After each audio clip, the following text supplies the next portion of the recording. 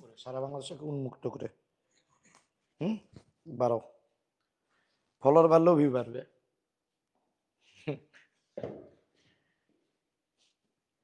বাবারা, আজকে আমাদের ফ্রি ক্লাস শেষ ক্লাস। আজকে আমাদের ফ্রি ক্লাসের সমাপ্তি। তোমরা যারা এতদিন ধরে ক্লাস করছো তোমাদের সবাইকে ধন্যবাদ। আমাদের এরপর থেকে শুধু পেইড বেসিক ক্লাস হবে।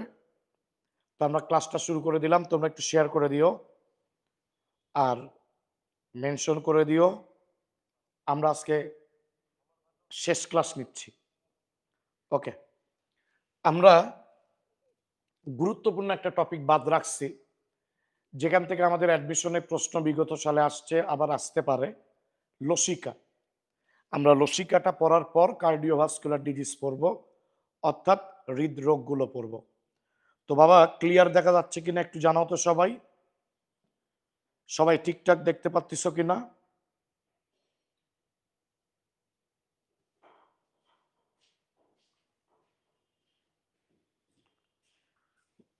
ঠিকঠাক দেখতে পাচ্ছ কিনা সবাই?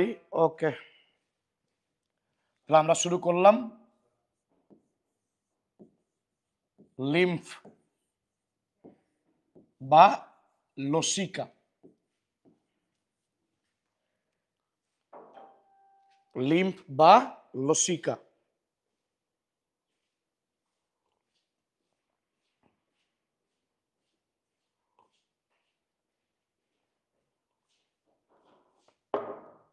আচ্ছা, পরীক্ষার সলভে কোনো প্রবলেম থাকলে ওটা একটু কমেন্ট করো, আমরা দেখবো নি ওটা।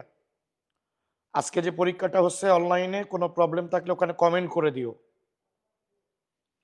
তাহলে আমরা ক্লাস শুরু করলাম।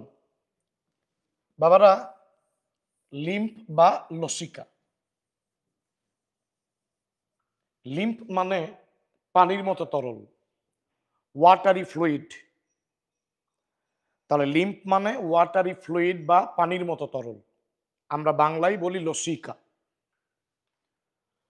এটা ধরো একটা কৈশিক নালিকা। এটা ধরো একটা কৈশিক নালিকা। এর মধ্যে আছে হলো রক্ত। এর মধ্যে কি আছে? রক্ত। তো রক্ত থেকে রক্তরস এই কৈশিক নালিকার প্রাচীর চুয়ে চুয়ে বা কৈশিক নালিকার প্রাচীরের ছিদ্র দিয়ে, রক্ত থেকে রক্তরস এই কৈশিক নালিকার প্রাচীর চুয়ে চুয়ে বের হয়ে আসে এবং বিভিন্ন টিস্যুর যে ফাঁকা জায়গাগুলো আছে ওগুলাতে জমা হয়। তখন আমরা এটাকে আর রক্তরস না বলে বলি interstitial fluid. Interstitial fluid. Inter মানে মাঝখানে, স্টিশিয়াল বা স্টিশিয়াম মানে ফাঁকা স্থান। তো বিভিন্ন টিস্যুর মাঝে যে ফাঁকা স্থান আছে ওখানে যখন কৈশিক নালিকা থেকে বের হয়ে আসা রক্তরস জড়ো হয় তখন আমরা এটাকে বলি ইন্টারস্টিশিয়াল ফ্লুইড। তোমরা হাইড্রাতে ইন্টারস্টিশিয়াল কোষ পড়ছো, যে কোষের টটিপটেন্সি ক্ষমতা আছে। হাইড্রার দেহের সব কোষ তৈরি করার ক্ষমতা আছে। তো আমাদেরও রক্তরস যখন কৈশিক নালিকার প্রাচীর চুয়ে চুয়ে চুয়ে বের হয়ে টিস্যুর বিভিন্ন টিস্যুর ফাঁকে ফাঁকে জমা হয়, আমরা তখন বলি এই তরলটাকে ইন্টারস্টিশিয়াল ফ্লুইড। এবং এই ইন্টারস্টিশিয়াল ফ্লুইড যখন লসিকা নালীর মধ্যে প্রবেশ করে আমরা তখন তাকে বলি লসিকা। তাহলে কৈশিক জালিকার বা কৈশিক নালিকার প্রাচীর চুয়ে চুয়ে যে রক্তরসটা বের হয়ে আসে আমরা এই রক্তরসটাকে কি বলি? Interstitial fluid. এবং এই ইন্টারস্টিশিয়াল ফ্লুইড লসিকা নালীর মধ্যে ঢোকার পর আমরা তখন তাকে বলি লসিকা। তার মানে দাঁড়ালো কি? লসিকা কিন্তু আসলে এক ধরনের রক্তরস। তার মানে দাঁড়ালো লসিকা কিন্তু আসলে রক্তরস। আমরা বলবো লসিকা তৈরির এই প্রক্রিয়ার নাম লিম্ফোজেনেসিস। তোমরা সবাই জানো জেনেসিস মানে তৈরির প্রক্রিয়া। লিম্ফ জেনেসিসের প্রক্রিয়াকে আমরা বলবো লিম্ফোজেনেসিস। একজন প্রাপ্তবয়স্ক ব্যক্তির দেহে রক্ত যা আছে লসিকা তার দ্বিগুণ আছে। লসিকা আছে 10 থেকে 12 লিটার। তাহলে একটা মানুষের দেহে রক্ত আছে 5 থেকে 6 লিটারের মতো প্রায়, লসিকা তার দ্বিগুণ করে দাও 10 থেকে 12 লিটার। লসিকার পিএইচ 7.4 থেকে 9 এর মধ্যে। তার মানে কি দাঁড়ালো? লসিকা ক্ষারীয়। লসিকাটা ক্ষারীয়, ক্ষারীয়ই হবে কারণ রক্তই তো ক্ষারীয় ছিল। আর লসিকা তো আসলে এক ধরনের রক্তরস। লসিকা কি হবে? ক্ষারীয় হবে। পিএইচটা ইম্পর্টেন্ট। আলিম স্যারের বইয়ে দেওয়া আছে লসিকার পিএইচ 1.01 থেকে 1.06। আমাদের এই প্রশ্নটা একবার মেডিকেল অ্যাডমিশন টেস্টেও দিচ্ছে এবং সেখানে কিন্তু অপশন দিছিল 1.05, ওটা সঠিক অপশন ধরছিল। তাহলে আমাদের মূল বইগুলোতে লসিকার পিএইচ দেওয়া আছে 1.01 থেকে 1.06, কিন্তু আমাদের এই প্রশ্নটা যেবার মেডিকেলে দিছিল সেখানে সঠিক অপশন কিন্তু ছিল 1.05। তাহলে পিএইচটা আমাদের মনে রাখতে হবে, আমাদের আপেক্ষিক গুরুত্বটা মনে রাখতে হবে। লসিকার আপেক্ষিক গুরুত্ব পানির চেয়ে বেশি, 1.01 থেকে 1.06, কিন্তু মেডিকেলে আমাদের সঠিক অপশন ছিল 1.05। বাবারা, লসিকার উপাদান দুই রকম, কোষীয় উপাদান এবং কোষবিহীন উপাদান। তাই লসিকার উপাদানগুলো দুই রকম, কোষীয় উপাদান এবং কোষবিহীন উপাদান। কোষীয় উপাদানের মধ্যে আছে লিম্ফোসাইট। তোমাদের যেদিন লিম্ফোসাইট পড়াছিলাম শ্বেত রক্তকণিকা, সেদিনই বলছিলাম যে লসিকার মধ্যে লিম্ফোসাইট আছে, লিম্ফোসাইট বেশি আছে, তবে সামান্য মনোসাইট থাকে এবং ম্যাক্রোফেজ থাকে। তাই লসিকার কোষীয় উপাদান হিসেবে লিম্ফোসাইট আছে, মনোসাইট আছে, ম্যাক্রোফেজ আছে, কিন্তু লসিকার মধ্যে আরবিসি নাই, লোহিত রক্তকণিকা নাই, লসিকার মধ্যে অনুচক্রিকাও নাই। এবং এই প্রশ্নটা আমাদের মেডিকেল অ্যাডমিশন টেস্টে দিছিল যে লসিকাতে কোনটা অনুপস্থিত? অনুচক্রিকা। তাই লসিকার মধ্যে তুমি লোহিত রক্তকণিকা পাবা না, অনুচক্রিকাও পাবা না। এবং অনুচক্রিকার এই প্রশ্নটা তো আমাদের মেডিকেল অ্যাডমিশন টেস্টেও দিচ্ছে, কিন্তু আলিম স্যারের লাস্ট এডিশনে এবার বলছে যে লসিকাতে সামান্য অনুচক্রিকা থাকলেও থাকতে পারে। তাহলে আমাদের মেডিকেলে যে প্রশ্নটা হচ্ছিল যে এবার, ওখানে বলছিল লসিকাতে কোনটা অনুপস্থিত, সঠিক অপশন ছিল অনুচক্রিকা। কিন্তু আলিম স্যার লাস্ট এডিশনে বলছে লসিকাতে লোহিত রক্তকণিকা না থাকলেও সামান্য অনুচক্রিকা থাকতে পারে। দুইটা বিষয়ই মনে রেখো, যে লসিকাতে লোহিত রক্তকণিকার অনুচক্রিকা নাই, মেডিকেলেও সঠিক অপশন ধরছে অনুচক্রিকা নাই, তবে আলিম স্যারের বইয়ে এবার দেশে সামান্য অনুচক্রিকা থাকতে পারে। তাহলে কোষীয় উপাদানের মধ্যে আছে লিম্ফোসাইট, মনোসাইট, ম্যাক্রোফেজ। এর মধ্যে কোনো আরবিসি নাই, অনুচক্রিকা নাই, তবে আলিম স্যার লাস্ট এডিশনে বলছে সামান্য অনুচক্রিকা থাকতে পারে। আর কোষবিহীন উপাদান থেকে দুইটা জিনিস মনে রাখবা, সবই রিডিং দিবা, বেশি মনে রাখবা চর্বি টপিক। এটা মনে রাখবা যে লসিকার মধ্যে চর্বি থাকে কাইলোমাইক্রন হিসেবে। কাইলোমাইক্রন কি? আমরা পরিপাক চ্যাপ্টারে খাদ্য শোষণ টপিকের মধ্যে পড়বো ইনশাল্লাহ। আমরা মনে রাখবো লসিকার মধ্যে চর্বি কি রূপে থাকে? কাইলোমাইক্রন রূপে। এবং লসিকার মধ্যে যখন চর্বি থাকে কাইলোমাইক্রন রূপে, তখন লসিকা কিন্তু দুধের মতো সাদা হয়, এবং দুধের মতো সাদা লসিকাকে আমরা কি বলবো? কাইল।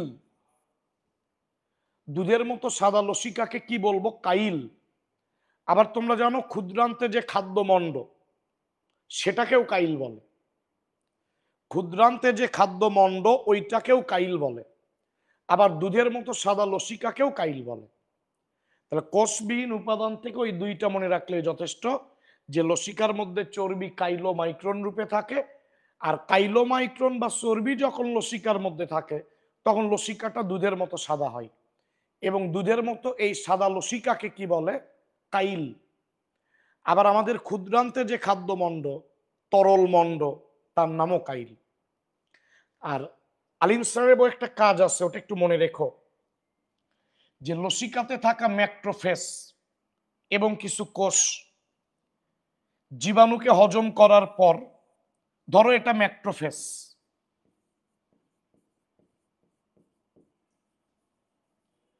এর কোষ ঝিল্লিতে বিশেষ প্রোটিন আছে যেটাকে বলে MHC। এটা ইমিউনিটি চ্যাপ্টারে ডিটেলস আছে, আমি ছোট করে বলতেছি। MHC, major histocompatibility complex. Major histocompatibility complex. তো লসিকার মধ্যে যে ম্যাক্রোফেজ আছে, এই ম্যাক্রোফেজের কোষ ঝিল্লিতে আছে মেজর হিস্টোকম্প্যাটিবিলিটি কমপ্লেক্স, শর্টকাটে বলবো MHC। তো ম্যাক্রোফেজ জীবাণু বা অ্যান্টিজেনকে খেয়ে হজম করার পর ওই হজম করা কিছু অংশ, ওই অ্যান্টিজেনের হজমকৃত কিছু অংশ এই MHCর সাথে যুক্ত করে নিয়ে সারা দেহ ঘুরে বেড়ায় এবং অন্যান্য কোষকে দেখায়, অন্যান্য কোষের কাছে প্রেজেন্ট করে যে দেহে জীবাণু বা অ্যান্টিজেন ঢুকছে।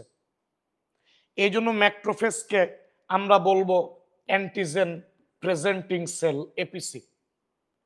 তো আলিম স্যারের বইয়ে লসিকার কাজের মধ্যে লেখা আছে লসিকা অ্যান্টিজেন প্রেজেন্টিং সেল বহন করে। প্রশ্ন, অ্যান্টিজেন প্রেজেন্টিং সেল কি? ম্যাক্রোফেজটাই অ্যান্টিজেন প্রেজেন্টিং সেল। আরো আছে, ম্যাক্রোফেজটা মেইন অ্যান্টিজেন প্রেজেন্টিং সেল। মানে এরা এদের কোষঝিল্লিতে থাকা MHCর সাথে ভক্ষণকৃত, হজমকৃত অ্যান্টিজেনের অংশ বিশেষ যুক্ত করে অন্যান্য কোষক দেখে বেড়ায়, অন্যান্য কোষের কাছে প্রেজেন্ট করে যে দেখো দেহে অ্যান্টিজেন ঢুকছে, তোমরাও সতর্ক হয়ে যাও। এই জন্য ম্যাক্রোফেজকে আমরা কি বলবো? যেহেতু এরা অন্য কোষের কাছে প্রেজেন্ট করতেছে যে দেহে অ্যান্টিজেন আছে, সেই জন্য ম্যাক্রোফেজকে আমরা বলবো অ্যান্টিজেন প্রেজেন্টিং সেল। তাহলে বাবারা, আমরা এবার লসিকা তন্ত্র পড়ব। তোমরা সবাই এই কয়টা কথা আরেকবার শোনো। লসিকা মানে পানির মতো তরল, ওয়াটারি ফ্লুইড। কৈশিক নালিকার প্রাচীর চুয়ে চুয়ে যেগুলা রক্তরস বের হয়ে যায়, হয়ে বিভিন্ন টিস্যুর ফাঁকে ফাঁকে জড়ো হয়, তখন সেগুলাকে বলা হয় ইন্টারস্টিশিয়াল ফ্লুইড। ইন্টারস্টিশিয়াল ফ্লুইড লসিকা নালীর মধ্যে ঢুকলে আমরা তখন তাকে বলি লসিকা। লসিকা তৈরির প্রক্রিয়াকে আমরা বলবো লিম্ফোজেনেসিস। লিম্ফোজেনেসিস। একজন প্রাপ্তবয়স্ক ব্যক্তির দেহে লসিকা আছে 10 থেকে 12 লিটার। 10 থেকে 12 লিটার। লসিকার পিএইচ 7.4 থেকে 9। 7.4 থেকে 9, তার মানে লসিকা ক্ষারীয়। আপেক্ষিক গুরুত্বটা বেশি ইম্পর্টেন্ট, কারণ ওটা মেডিকেল অ্যাডমিশন টেস্টে আমাদের আসছে।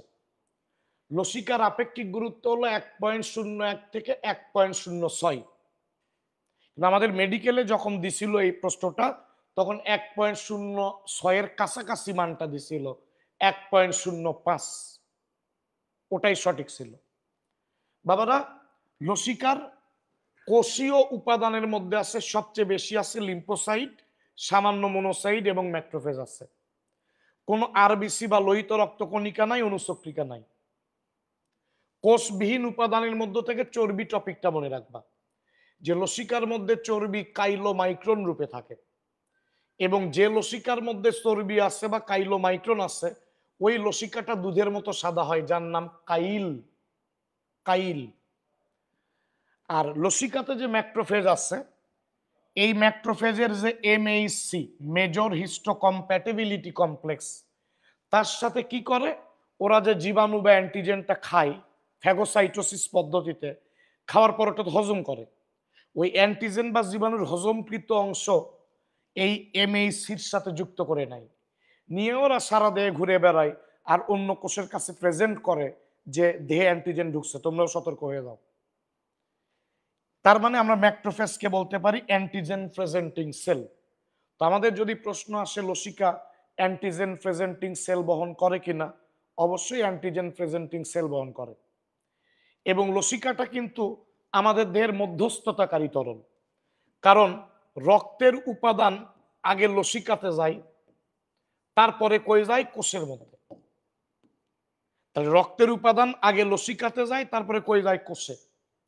আবার কোষের বিভিন্ন বর্জ্য কার্বন ডাই অক্সাইড বের হয়ে লসিকায় আসে, সেখান থেকে রক্তে যায়। তাহলে রক্তের উপাদান কোষে আর কোষের উপাদান রক্তে আসার মাধ্যমকে লসিকা। তাহলে লসিকা হলো মিডিয়েটর, মধ্যস্থতাকারী তরল। তাহলে বাবারা রক্ত থেকে অক্সিজেন পুষ্টি ব্যাপন পদ্ধতিতে আগে লসিকায় যায়। তাহলে রক্ত থেকে অক্সিজেন পুষ্টি ব্যাপন প্রক্রিয়ায় আগে লসিকায় যায়, সেখান থেকে কোষে যায়। কোষে উৎপন্ন কার্বন ডাই অক্সাইড বর্জ্য লসিকায় আসে, সেখান থেকে রক্তে ঢোকে। তাই রক্তের উপাদান কোষে, কোষের উপাদান রক্তে যাওয়ার মধ্যস্থতাকারী তরল হিসেবে কাজ করে লিম্ফ বা লসিকা। যদি বলে আমাদের দেহের মিডিয়েটর বা মধ্যস্থতাকারী তরল কোনটা, আমরা বলবো লসিকা। বাবারা এই পর্যন্ত কি তোমরা বুঝতে পেরেছো? পারলে দ্রুত জানাও আমাকে, পরের পার্ট আমি এখন আলোচনা করব। সবাই একটু আমাকে দ্রুত জানাও, দ্রুত।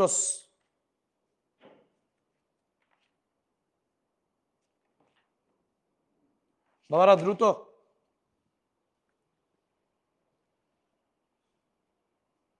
এ পর্যন্ত বুঝতে পারছো কিনা দ্রুত জানাও বাবা সবাই।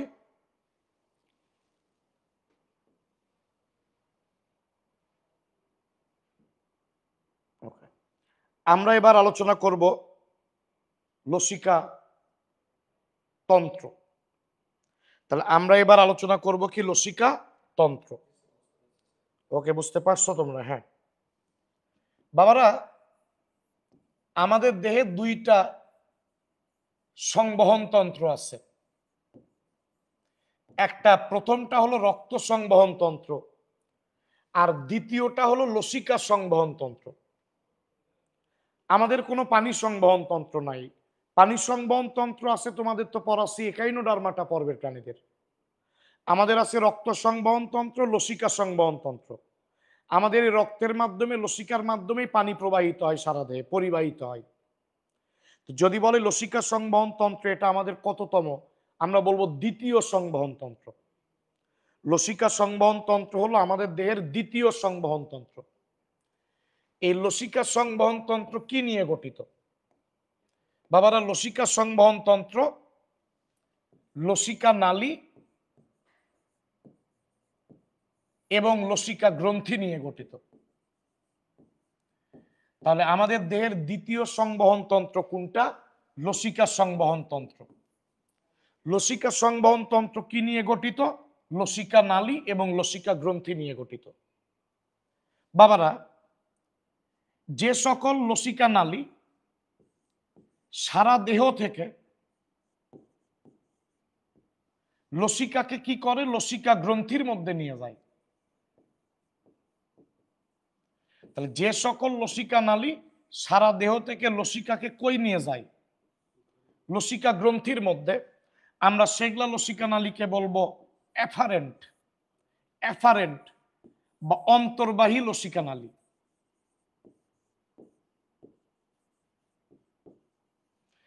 আর যে লসিকা নালীগুলো লসিকা গ্রন্থি থেকে সারা দেহের দিকে লসিকা বহন করে, এই তীর চিহ্ন দেখো, তাদের বলবো ইফারেন্ট বা বহির্বাহী লসিকা নালী।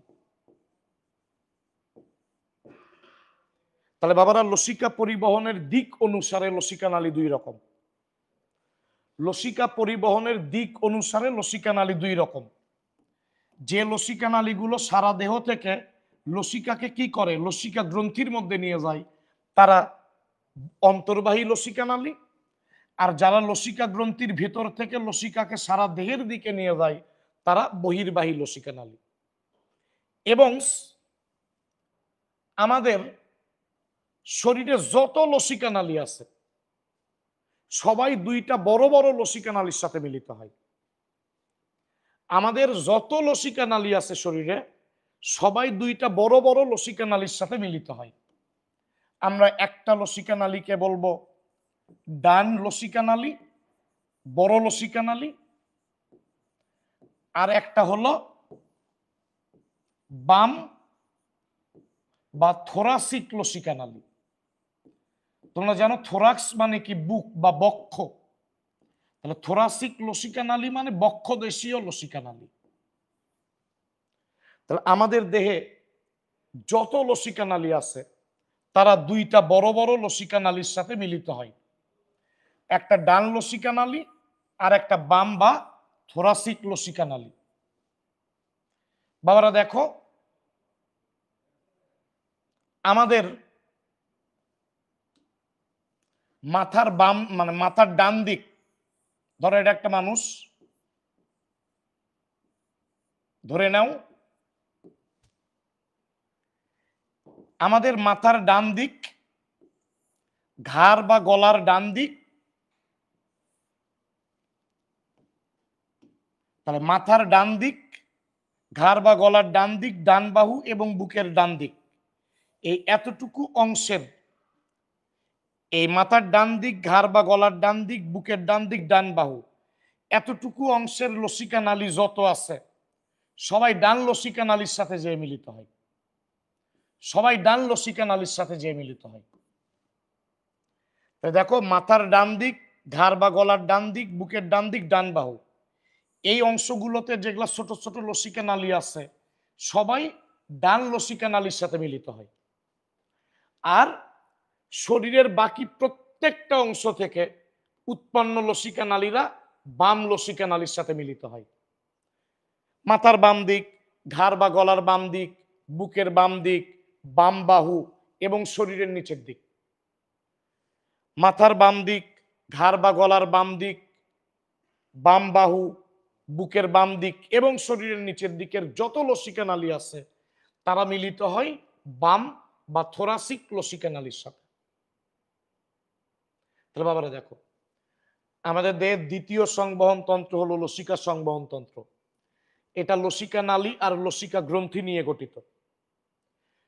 যে লসিকা নালীগুলো সারা দেহ থেকে লসিকা গ্রন্থির মধ্যে বহন করে তারা অন্তর্বাহী লসিকা নালী। যারা লসিকা গ্রন্থি থেকে লসিকাকে সারা দেহে নিয়ে যায় তারা বহির্বাহী লসিকা নালী।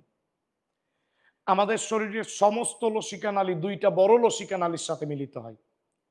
সেই দুইটা বড় লসিকা নালীর নাম ডান লসিকা নালী আর বাম বা থোরাসিক লসিকা নালী। আমাদের এমসিকিউ আসতে পারে যে ডান লসিকা নালীর সাথে মিলিত হয় কোন কোন অংশের লসিকা নালী? মাথার ডান দিক, ঘাড় বা গলার ডান দিক, বুকের ডান দিক, ডান বাহু, এই অংশগুলোর যে ছোট ছোট লসিকা নালী তারা ডান লসিকা নালীর সাথে মিলিত হয়।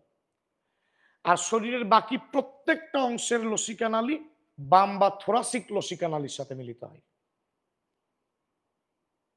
তাহলে আমি একটা প্রশ্ন করতেছি, দেখে উত্তর দাও তো। তোমরা জানো যে আমাদের ভিলাইয়ের মধ্যে যে লসিকা নালী আছে তার নাম ল্যাকটিয়াল নালী। আমাদের ভিলাইয়ের মধ্যে যে লসিকা নালী আছে তার নাম তোমরা সবাই জানো ল্যাকটিয়াল নালী। তো আমাকে একটু উত্তর দাও তো, ল্যাকটিয়াল নালীগুলো কার সাথে মিলিত হবে? ডান লসিকা নালীর সাথে না বাম লসিকা নালীর সাথে? ঝটপট উত্তর দাও।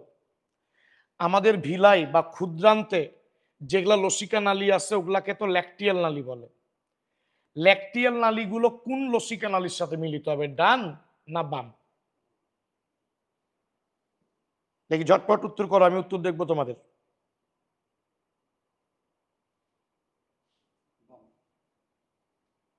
উত্তর দিচ্ছে এরা?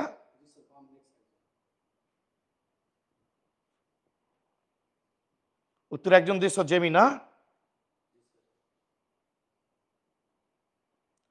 আচ্ছা, বাম লসিকা নালীর সাথে, হ্যাঁ, কারণ শরীরের নিচের দিকের যত লসিকা নালী আছে এরা সবাই বাম বা থোরাসিক লসিকা নালীর সাথে মিলিত হবে।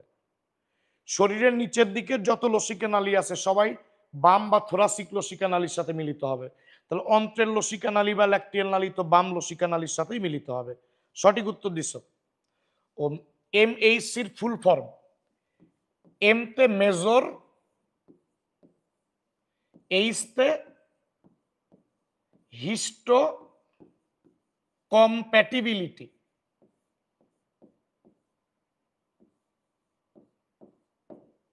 হিস্টো কম্প্যাটিবিলিটি, সিতে কমপ্লেক্স।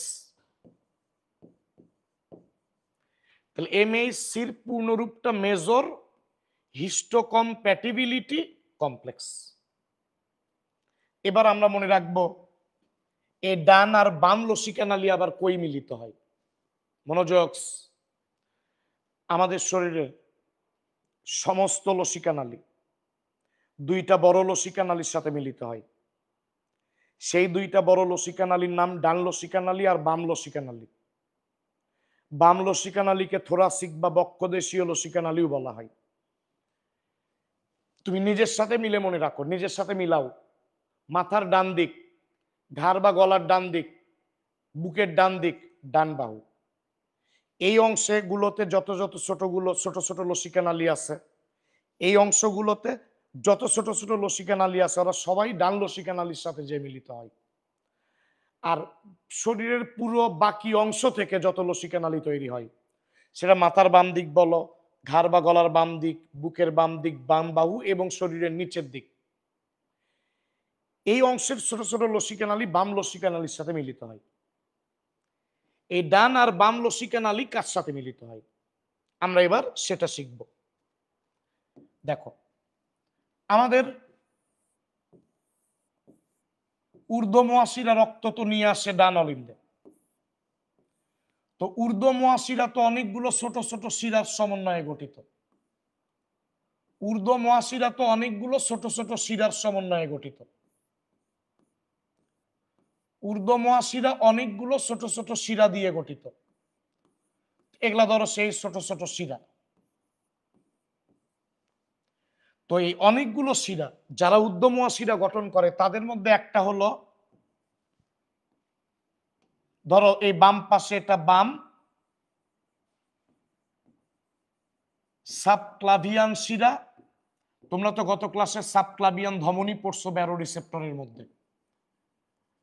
আর এটা ধরো বাম অন্তঃজগুলার শিরা। জগুলার মানে গলা। যে শিরাগুলো গলার দিক থেকে রক্ত নিয়ে আসে তারা জগুলার, আর যারা ক্লাবিকলের নিচের অংশ থেকে রক্ত আনবে তারা হলো সাবক্লাভিয়ান শিরা। রুই মাছেও তোমরা পড়ছো জগুলার শিরা, ইনফিরিয়র জগুলার শিরা। জগুলার মানে গলা। তোমরা স্টারনামেও পড়ছো জগুলার নচ। তাহলে বাবা, যে শিরা গলার দিক থেকে রক্ত আনবে সেটা মানে জগুলার শিরা, যে ক্লাবিকলের নিচের দিক থেকে রক্ত আনবে ও সাবক্লাভিয়ান শিরা। তাহলে এটা ধরো বাম সাবক্লাভিয়ান শিরা, এটা বাম অন্তঃজগুলার শিরা।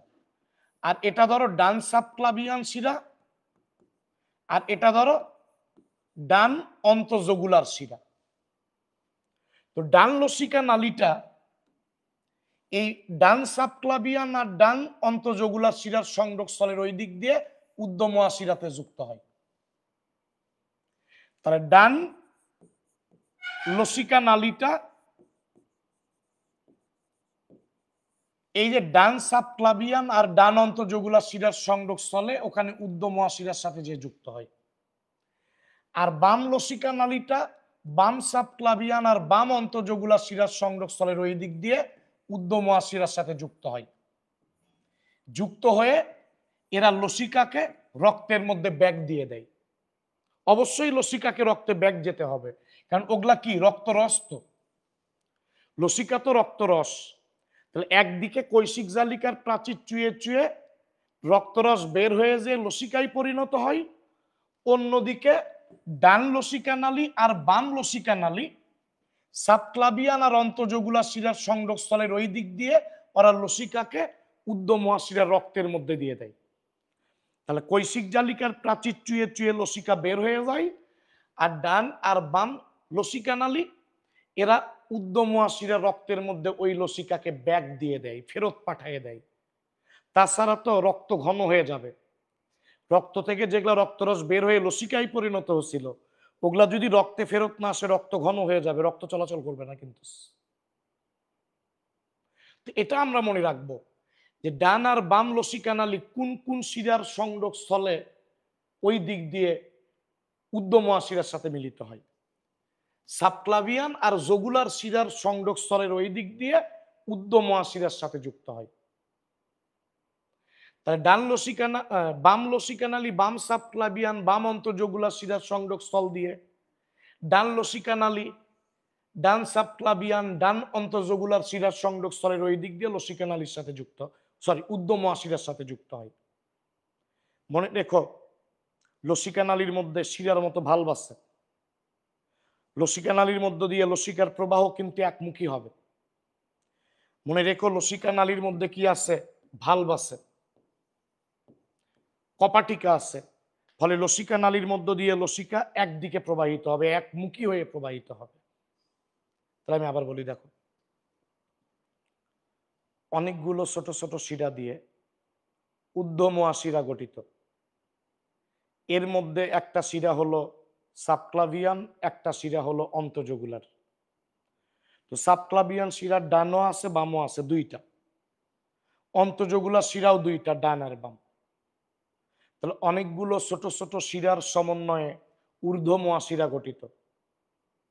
তার মধ্যে দুই রকম শিরা হলো সাবক্লাভিয়ান শিরা, অন্তঃজগুলার শিরা। সাবক্লাভিয়ান শিরা দুইটা, একটা বাম আর একটা ডান। অন্তঃজগুলার শিরাও দুইটা, একটা বাম একটা ডান। তো ডান লসিকা নালীটা ডান সাবক্লাভিয়ান এবং ডান অন্তঃজগুলার শিরার সংযোগ স্থলের ওই দিক দিয়ে ঊর্ধ্ব মহাশিরার সাথে যুক্ত হবে। হয়ে ওরা লসিকাকে কি করবে? রক্তের মধ্যে দিয়ে দিবে। আর বাম লসিকা নালী বাম সাবক্লাভিয়ান আর বাম অন্তঃজগুলার শিরার সংযোগ স্থলের ওই দিক দিয়ে লসিকাকে রক্তের মধ্যে ফেরত দিয়ে দিবে। তোমরা নেমাটোডা পর্বে পড়ছিলা উচেরেরিয়া, উচেরেরিয়া এটা হলো কৃমি। কিউলেক্স মশকি যদি আমাদের কামড়ায় তাহলে উচেরেরিয়ার লার্ভা আমাদের রক্তে ঢোকে। তারপর এই লার্ভা পূর্ণাঙ্গ কৃমিতে পরিণত হয় এবং এই কৃমিগুলো আমাদের লসিকা নালীগুলো ব্লক করে দেয়। তখন পায়ের, বুকের বিভিন্ন অংশের লসিকা নালী ব্লক হয়ে গেলে ওগুলার মধ্য দিয়ে লসিকার ঊর্ধ্ব মহাশিরাতে ফেরত আসে না। তাহলে বাবারা, কিউলেক্স মশকি আমাদের কামড়ালে উচেরেরিয়ার লার্ভা আমাদের রক্তে আসে, এসে ধীরে ধীরে পূর্ণাঙ্গ কৃমিতে পরিণত হয়। এই কৃমিগুলো আমাদের লসিকা নালী ব্লক করে দেয়। তখন পায়ের দিক থেকে, হাতের দিক থেকে, বুকের দিক থেকে লসিকা আর রক্তের মধ্যে ফেরত আসতে পারে না। তখন এই পায়ে, হাতে, বুকে লসিকা জমে জমে জমে ওই অংশগুলো ফুলে যায়।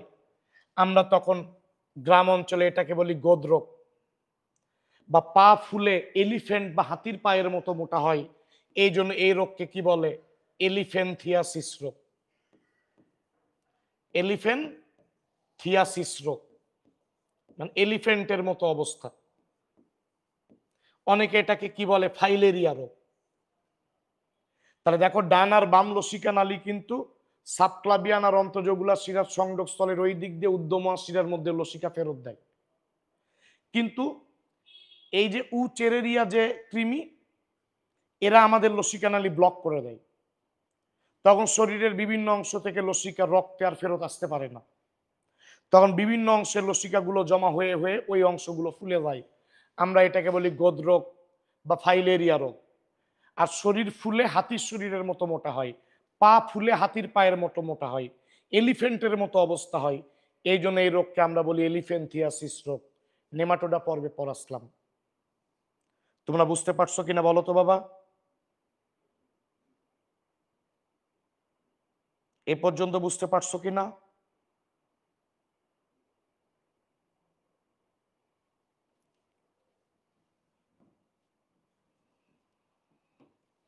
এই পর্যন্ত বুঝতে পেরেছো কিনা? এ দ্রুত বলো তো, তাড়াতাড়ি বলো তো।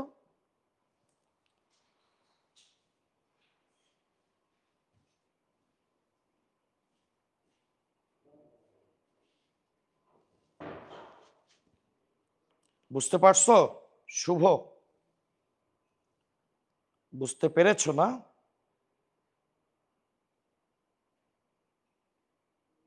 জান্নাতুল মাও বুঝতে পারছো? ওকে, দেখি আমাকে একটা প্রশ্নের উত্তর দাও।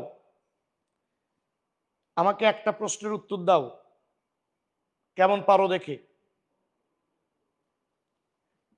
লসিকার মধ্যে কোষীয় উপাদান হিসেবে কি কি আছে লেখো তো দেখি। লসিকার মধ্যে কোষীয় উপাদান হিসেবে কি কি আছে দেখি, উত্তর করো। লসিকার মধ্যে কোষীয় উপাদান হিসেবে কি কি আছে?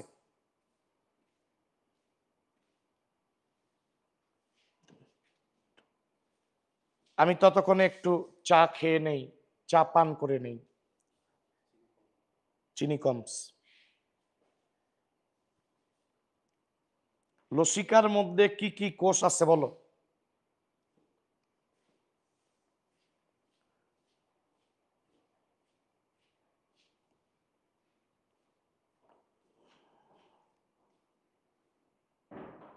তানিয়া অলরেডি উত্তর দিছ এবং সঠিক উত্তর দিছ।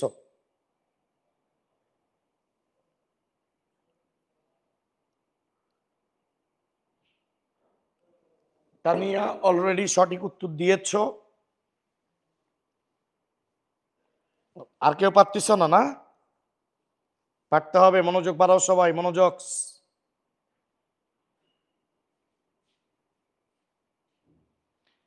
আমরা এবার লসিকা গ্রন্থি পর্ব দেখি, তোমরা ঝটপট। প্রত্যাশা সঠিক উত্তর দিছ। আলিফ হোসেন শুভ খালি একটা লেখছো কেন? লিম্পোসাইট শুধু একটা লেখছো কেন? লিম্পোসাইট ছাড়াও তো আরো কিছু থাকে।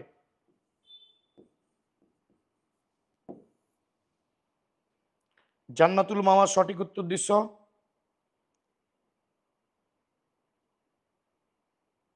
নীলাদ্রি, নীলাদ্রি সঠিক উত্তর দিয়েছ। বেশি লিম্পোসাইট আছে, কিন্তু আমি তো 3টা কোষের নাম বলছিলাম। ওকে, ধন্যবাদ। এবার লসিকা গ্রন্থিগুলো মনে রাখো। আমরা লসিকা টপিক শেষ করে দেই। যা পড়াচ্ছি এগুলা পড়লেই প্রশ্ন কমন পাবা, এর বাইরে বেশি কিছু পড়তে হবে না। প্রথমে লিম্ফ নোড। নোড মানে পর্ব। গত ক্লাসে তোমরা সাইনোয়াট্রিয়াল নোড পড়ছো। পর্ব মানে স্ফীত অংশ। লিম্ফ মানে লসিকা, তাহলে লিম্ফ নোড মানে লসিকা পর্ব। আমাদের লসিকা নালী একটু পর পর স্ফীত হয়ে, ধরো এটা লসিকা নালী, এটা একটু পর পর স্ফীত হয়ে তৈরি করবে কি? Lymph node. এগুলা স্ফীত কেন? কারণ এর মধ্যে লিম্ফোসাইট আছে, এর মধ্যে ম্যাক্রোফেজ আছে, লসিকার মধ্যে থাকা জীবাণু ধ্বংস করার জন্য। লসিকা নালী একটু পর পর এরকম স্ফীত হয়ে গঠন করে লিম্ফ নোড। লিম্ফ নোড গুলো স্ফীত কেন? কারণ এর মধ্যে লিম্ফোসাইট থাকে, ম্যাক্রোফেজ থাকে, লসিকার মধ্যে থাকা জীবাণু ধ্বংস করার জন্য, লসিকা ফিল্টার করার জন্য, লসিকা সেকে সেকে জীবাণু মুক্ত করার জন্য। লিম্ফ নোড একটা প্রাপ্তবয়স্ক ব্যক্তির দেহে আছে, মনে রাখবা 400 থেকে 700। বেশি কোথায় আছে? মনে রাখবা ঘাড়, বগল এবং পুস্কিতে। তাহলে বাবারা, লসিকা নালী একটু পর পর স্ফীত হয়ে লিম্ফ নোড গঠন করে। লিম্ফ নোডের মধ্যে লিম্ফোসাইট, ম্যাক্রোফেজ এরা আছে লসিকার মধ্যে থাকা জীবাণু ধ্বংস করার জন্য। মনে রাখবা যে একটা প্রাপ্তবয়স্ক ব্যক্তির দেহে লিম্ফ নোড আছে 400 থেকে 700। লিম্ফ নোড বেশি আছে ঘাড়, বগল এবং পুস্কিতে। লিম্ফ নোড থেকে এই কয়টা মনে রাখলেই হবে। 2 মনে রাখো, আমাদের পাকস্থলীর নিচে কি? অগ্ন্যাশয়। ডান পাশে কি? যকৃৎ। পাকস্থলীর ডান পাশে যকৃৎ, আর বাম পাশে আছে হলো স্প্লিন বা প্লিহা। প্লিহা আমাদের সবচেয়ে বড় লসিকা গ্রন্থি, পাকস্থলীর বাম পাশে থাকে। প্লীহা 300 মিলিলিটার রক্ত সঞ্চয় করে। এই জন্য তোমরা জানো প্লীহাকে বলে ব্লাড ব্যাংক। সবচেয়ে বেশি লোহিত রক্তকণিকার ধ্বংস বা মৃত্যু ঘটে প্লীহার ভেতরে থাকা ম্যাক্রোফেজের সাহায্যে। এই জন্য প্লীহাকে লোহিত রক্তকণিকার কবরস্থানও বলা হয়। বাবারা, প্লীহা পাকস্থলীর বামে আছে সবচেয়ে বড় লসিকা গ্রন্থি, 300 মিলিলিটার রক্ত স্টোর করে রাখে, তাই প্লীহাকে বলে ব্লাড ব্যাংক। সবচেয়ে বেশি লোহিত রক্তকণিকার মৃত্যু ঘটে প্লীহার ম্যাক্রোফেজ দ্বারা। এই জন্য প্লীহাকে বলে শরীরের আমাদের দেহের কবরস্থান। এই প্লীহা বা স্প্লিন জীবাণু দ্বারা সংক্রমিত হয়ে যদি বড় হয়, মনে রাখবো ওটাকে বলে স্প্লিনোমেগালি। মেগা মানে কি? বড়। তাহলে স্প্লিন বড় হয়ে গেছে, তাহলে তুমি এটাকে বলবা স্প্লিনোমেগালি। হার্ট বড় হয়ে গেলে তো বলো কার্ডিওমেগালি। লিভার বড় হয়ে গেলে তো বলো হেপাটোমেগালি। তোমরা লিভার বড় হলে বলো হেপাটোমেগালি, হৃৎপিণ্ড বড় হলে বলো কার্ডিওমেগালি। তাহলে প্লীহা জীবাণু দ্বারা সংক্রমিত হয়ে বড় হলে কি বলবা? স্প্লিনোমেগালি। আর প্লীহাতে মেরো বা মজ্জা আছে দুই রকমের, লাল মজ্জা এবং সাদা মজ্জা। বাবারা, অস্থি মজ্জা দুই রকম, লাল আর হলুদ। অস্থি মজ্জা দুই রকম, লাল আর হলুদ, কিন্তু প্লীহা মজ্জা দুই রকম, লাল আর সাদা। তাহলে প্লীহা মজ্জা কয় রকম? দুই রকম, লাল এবং সাদা মজ্জা। প্লীহা থেকে এতটুকু মনে রাখলেই হবে। আমি আবার বলতেছি, লসিকা নালী একটু পর পর স্ফীত হয়ে গঠন করে লিম্ফ নোড। এগুলো স্ফীত কারণ এর মধ্যে লিম্ফোসাইট আছে, ম্যাক্রোফেজ আছে। কেন আছে? লসিকার মধ্যে থাকা জীবাণু ধ্বংস করার জন্য। আমাদের দেহে কতগুলো লিম্ফ নোড আছে? 400 থেকে 700। কোথায় বেশি আছে? ঘাড়, বগল এবং কুস্কিতে। প্লীহা লসিকা গ্রন্থি, সবচেয়ে বড় লসিকা গ্রন্থি কই আছে? পাকস্থলীর বামে। প্লীহাকে কি বলে? লোহিত রক্তকণিকার কবরস্থান বলে, কারণ সবচেয়ে বেশি লোহিত রক্তকণিকার মৃত্যু প্লীহাতে হয়। আরো কি বলে? ব্লাড ব্যাংক বলে দেহের, কারণ প্লীহা 300 মিলিলিটার রক্ত সঞ্চয় করে রাখে। প্লীহা যদি জীবাণু দ্বারা সংক্রমিত হয়ে বড় হয়ে যায়, আমরা কি বলবো? স্প্লিনোমেগালি। স্প্লিন মানেই তো প্লীহা। প্লীহাতে দুই রকমের মজ্জা আছে, লাল আর হলুদ নয়, সাদা। অস্থির মজ্জা দুই রকম, লাল আর হলুদ, কিন্তু প্লীহার মজ্জা মনে রাখবা লাল আর সাদা। বাবারা, বুঝতে পারছো কি? আমরা লিম্ফ নোড এবং প্লীহা পড়লাম, বুঝতে পারছো কিনা জানাও তো। এবার আমরা পড়ব থাইমাস গ্রন্থি, টনসিল আর অস্থি মজ্জা। তাহলে আমাদের লসিকা পড়া শেষ হবে। তোমরা এই পর্যন্ত বুঝতে পারছো কিনা একটু জানাও। জি স্যার, না? ওকে, দেখো, থাইমো শব্দের অর্থ হলো আত্মা, সৌল বা আত্মা। তাহলে আমাদের আত্মা যেখানে আছে সেখানে বা তার কাছাকাছি এর অবস্থান। থাইমো শব্দের অর্থ সৌল বা আত্মা। তাহলে আত্মা মানে হার্ট যেখানে আছে তার কাছাকাছি জায়গায় এরা আছে, হার্টের একটু উপরের দিকে আছে। আছে হলো আমাদের যে ট্রাকিয়া এবং আমাদের বুকের মাঝখানের যে হাড় স্টার্নাম, তার মধ্যবর্তী স্থানে। তো থাইমাস গ্রন্থি আছে ট্রাকিয়া আর স্টার্নামের মাঝখানে, এবং সেটা হার্টের উপরের দিকে, আত্মার উপরের দিকে। এই জন্য এর নাম কি? থাইমাস গ্রন্থি। এবং তোমরা পড়েছিলে যে লিম্ফোসাইট এই থাইমাস গ্রন্থিতে ম্যাচিউরড হবে তাদের নাম আমরা দিব থাইমাস বানানের টি দিয়ে, টি লিম্ফোসাইট।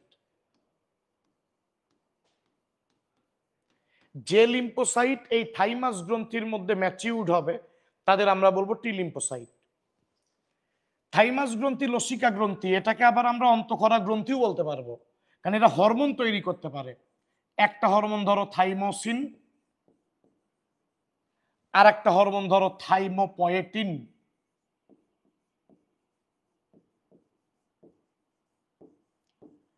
তাহলে থাইমাস গ্রন্থি, লসিকা গ্রন্থি, আমরা এটাকে আবার অন্তঃক্ষরা গ্রন্থিও বলতে পারবো, কারণ এরা হরমোন উৎপাদন করতে পারে। কি কি হরমোন? থাইমোসিন, থাইমোপয়েটিন।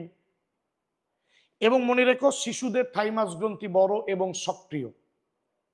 বয়স বাড়ার সাথে সাথে থাইমাস গ্রন্থি নিষ্ক্রিয় হয়ে যায় বা বিলুপ্ত হয়ে যায়। আমাদের এই তথ্যটা দিয়ে মেডিকেলে একবার প্রশ্ন আসছিল যে কোন গ্রন্থির ক্ষরণকাল অস্থায়ী, মানে আজীবন ক্ষরণ করে না থাইমাস গ্রন্থি। কারণ প্রাপ্তবয়স্ক হয়ে গেলে তো থাইমাস গ্রন্থি নিষ্ক্রিয় হয় বা বিলুপ্ত হয়ে যায়, তাহলে ক্ষরণ করবে কোত্থেকে? তাহলে শিশুদের থাইমাস গ্রন্থি বড় এবং অ্যাক্টিভ। তবে আমরা যখন বড় হই তখন থাইমাস গ্রন্থিটা নিষ্ক্রিয় হয় বা বিলুপ্ত হয়ে যায়। এটাই আমাদের মেডিকেলে দিছিল যে কোন গ্রন্থির ক্ষরণকাল অস্থায়ী? থাইমাস গ্রন্থি। কারণ শিশু অবস্থাতে এরা হরমোন ক্ষরণ করে, পরবর্তীতে এরা তো নিষ্ক্রিয় হয়ে যায় বা বিলুপ্ত হয়ে যায়, আর ক্ষরণ করতে পারে না। টনসিল। আমাদের হা করলে গলার দুই পাশে যে দুইটা টনসিল আছে, নাম দিবা প্যালাটাইন টনসিল।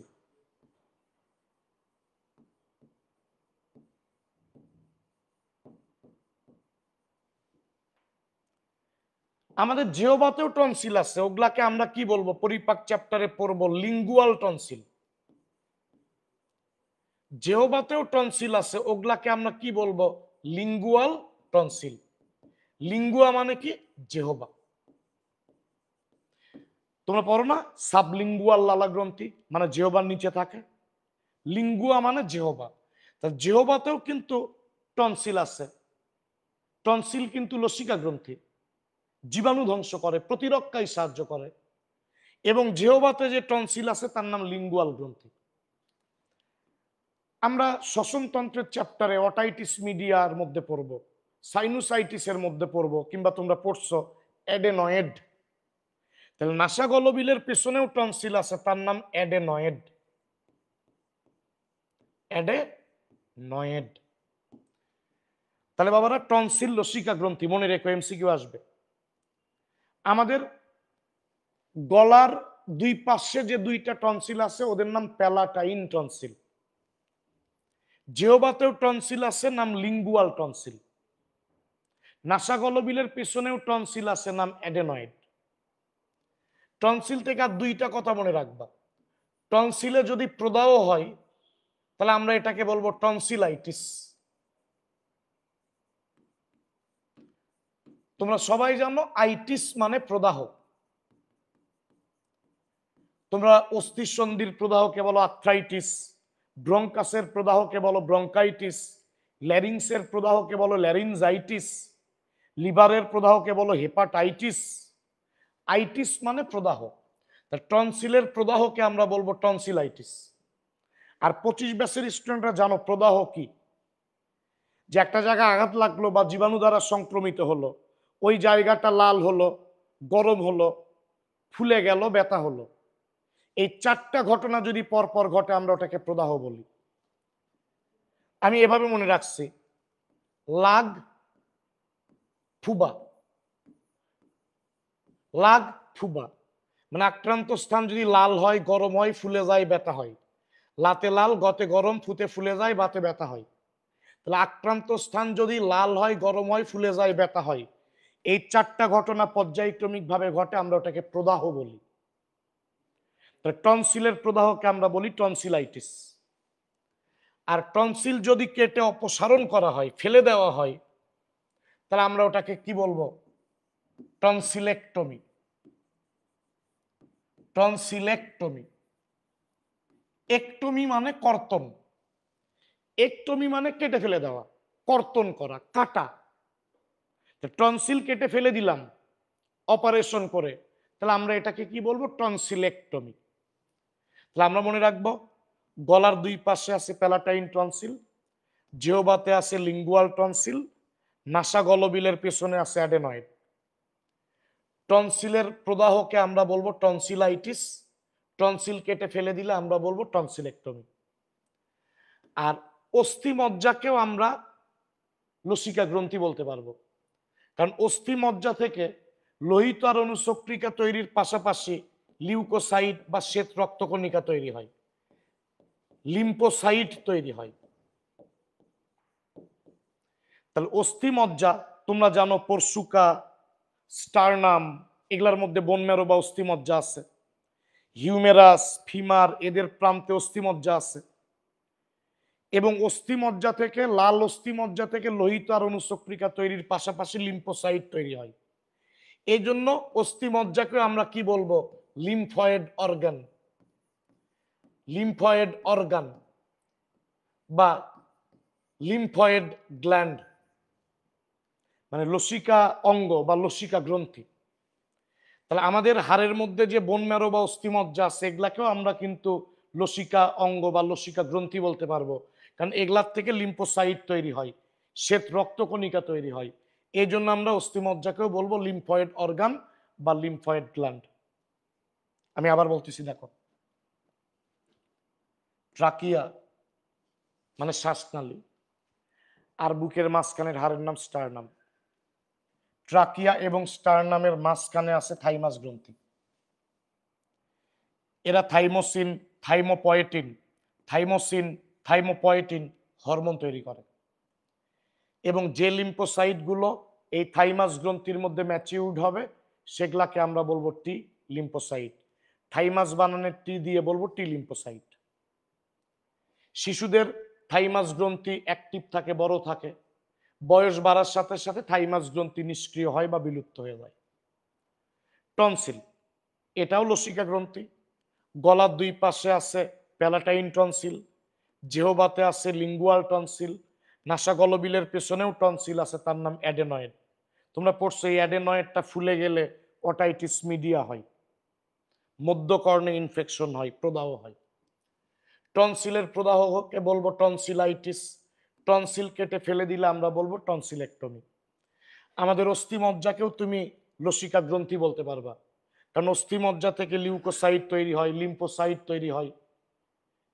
সেজন্য তুমি লিম্ফয়েড অর্গান বা লিম্ফয়েড গ্ল্যান্ড বলতে পারবা, কারণ এখান থেকে লিম্ফোসাইট তৈরি হয়। তবে অস্থিমজ্জা থেকে লোহিত রক্তকণিকার অনুচক্রিকাও তৈরি হয়। তোমাদের পড়াছি না, অস্থিমজ্জার ইরাইথ্রোব্লাস্ট কোষ থেকে লোহিত রক্তকণিকা, মেগাক্যারিওসাইট কোষ থেকে অনুচক্রিকা তৈরি হয়। যা পড়ালাম লসিকা, লসিকা তন্ত্র যথেষ্ট, এটা পড়লে কমন পাবো সব ইনশাল্লাহ। তোমরা বুঝতে পেরেছো কিনা আমাকে জানাও। আমি এবার কার্ডিওভাস্কুলার ডিজিজ পড়াবো।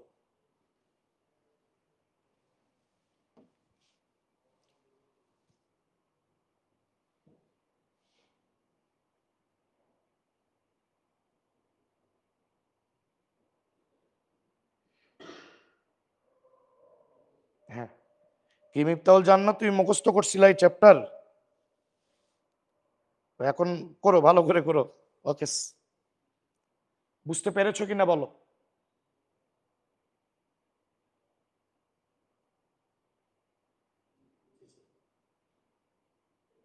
ইয়েস, চতুর্থ অধ্যায় ক্লিয়ার হয়ে যাবে, তুমি ভালো করে ক্লাসগুলো দেখো, ক্লিয়ার হবে ইনশাল্লাহ। তোমরা বুঝতে পারতেছো কিনা আমার কথাগুলো সেটা আমাকে জানাও তো। আমি এবার কার্ডিওভাস্কুলার ডিজিজ বলবো। কার্ডিও ভাস্কুলার ডিজিজ বা রোগ। সবাই জানো কার্ডিও মানে হৃৎপিণ্ড, আর রক্তনালীর মধ্য দিয়ে রক্ত প্রবাহিত হয়, পরিবহন হয় দেখে আমরা ভাস্কুলার মানে ধরলাম রক্তনালী। ব্লাড ভেসেল মানে রক্তনালী। আমরা এখানে, তোমরা তো ভাস্কুলার টিস্যু পড়ছো, জাইলেম ফ্লোয়েম, পরিবহন টিস্যু। তো রক্তনালীর মধ্য দিয়ে রক্ত পরিবহন হয়, এই জন্য আমরা বলবো যে হৃৎপিণ্ড আর রক্তনালীর রোগকে আমরা বলবো কার্ডিওভাস্কুলার ডিজিজ। হৃৎপিণ্ড এবং এর সাথে সংশ্লিষ্ট রোগকে বলবো কার্ডিওভাস্কুলার ডিজিজ। কার্ডিও মানে হৃৎপিণ্ড, আর রক্তনালী সেজন্য বলছি ভাস্কুলার। তোমরা পড়ছো ভাস্কুলার টিস্যু মানে পরিবহন টিস্যু, জাইলেম ফ্লোয়েম। তো রক্তনালীও তো রক্ত পরিবহন করে। এই জন্য হৃৎপিণ্ড এবং এর সাথে সংশ্লিষ্ট রক্তনালীর রোগকে বলে কার্ডিওভাস্কুলার ডিজিজ। কার্ডিওভাস্কুলার ডিজিজের মধ্যে অন্যতম হলো করোনারি হার্ট ডিজিজ। এবং করোনারি হৃদরোগকে আমরা বলতে পারি ইস্কেমিয়া বা ইস্টেমিয়া। করোনারি হৃদরোগকে আমরা বলতে পারি ইস্কেমিয়া বা ইস্টেমিয়া। তবে আরো কার্ডিওভাস্কুলার ডিজিজ আছে, বই থেকে দেখে নিবা। যেমন হৃৎপেশির রোগকে বলে কার্ডিওমায়োপ্যাথি। কার্ডিও মানে হৃৎপিণ্ড, মায়ো মানে পেশি, প্যাথি মানে অসুখ। তাহলে হৃৎপেশির অসুখকে বলে কার্ডিওমায়োপ্যাথি। আবার হৃৎপিণ্ডের পেরিকার্ডিয়াম পদ্মার প্রদাহ বা আইটিসকে বলে পেরিকার্ডাইটিস। আবার হৃৎপিণ্ড বড় হয়ে গেলে বলে কার্ডিওমেগালি। ওগুলাও কিন্তু কার্ডিওভাস্কুলার ডিজিজ। তার হৃৎপেশির অসুখকে বলে কার্ডিওমায়োপ্যাথি। কার্ডিও মানে হৃৎপিণ্ড, মায়ো মানে পেশি, প্যাথি মানে অসুখ। হৃৎপেশির অসুখকে বলবো কার্ডিওমায়োপ্যাথি। আবার হৃৎপিণ্ডের পদ্মা পেরিকার্ডিয়াম পদ্মার আইটিস মানে প্রদাহকে বলবো পেরিকার্ডাইটিস। হার্ট বড় হয়ে গেল, তো মেগা মানে তো বড়, তাহলে বলবো কার্ডিওমেগালি। এগুলাও কিন্তু কার্ডিওভাস্কুলার ডিজিজ। ওগুলো এক লাইন করে খালি মনে রাখবা যে হৃৎপেশির অসুখকে কার্ডিওমায়োপ্যাথি বলে, হৃৎপিণ্ডের পেরিকার্ডিয়াম পদ্মার প্রদাহকে পেরিকার্ডাইটিস বলে, হার্ট বড় হয়ে গেলে কার্ডিওমেগালি বলে। ওগুলো এক লাইন করে পড়বা। কিন্তু কার্ডিওভাস্কুলার ডিজিজের মধ্যে করোনারি হৃদরোগটা ভালো করে পড়বা। তাহলে বাবারা, করোনারি হার্ট ডিজিজ, এটাকে আমরা বলতে পারি ইস্কেমিয়া। কি বলতে পারি? ইস্কেমিয়া। ইস্টেইন মানে বাধা। সেইন মানে কি? বাধা। মানে করোনারি ধমনীর মধ্য দিয়ে রক্ত প্রবাহে বাধা হবে, বাধার সৃষ্টি হবে। আর অ্যানিমিয়া মানে রক্ত স্বল্পতা।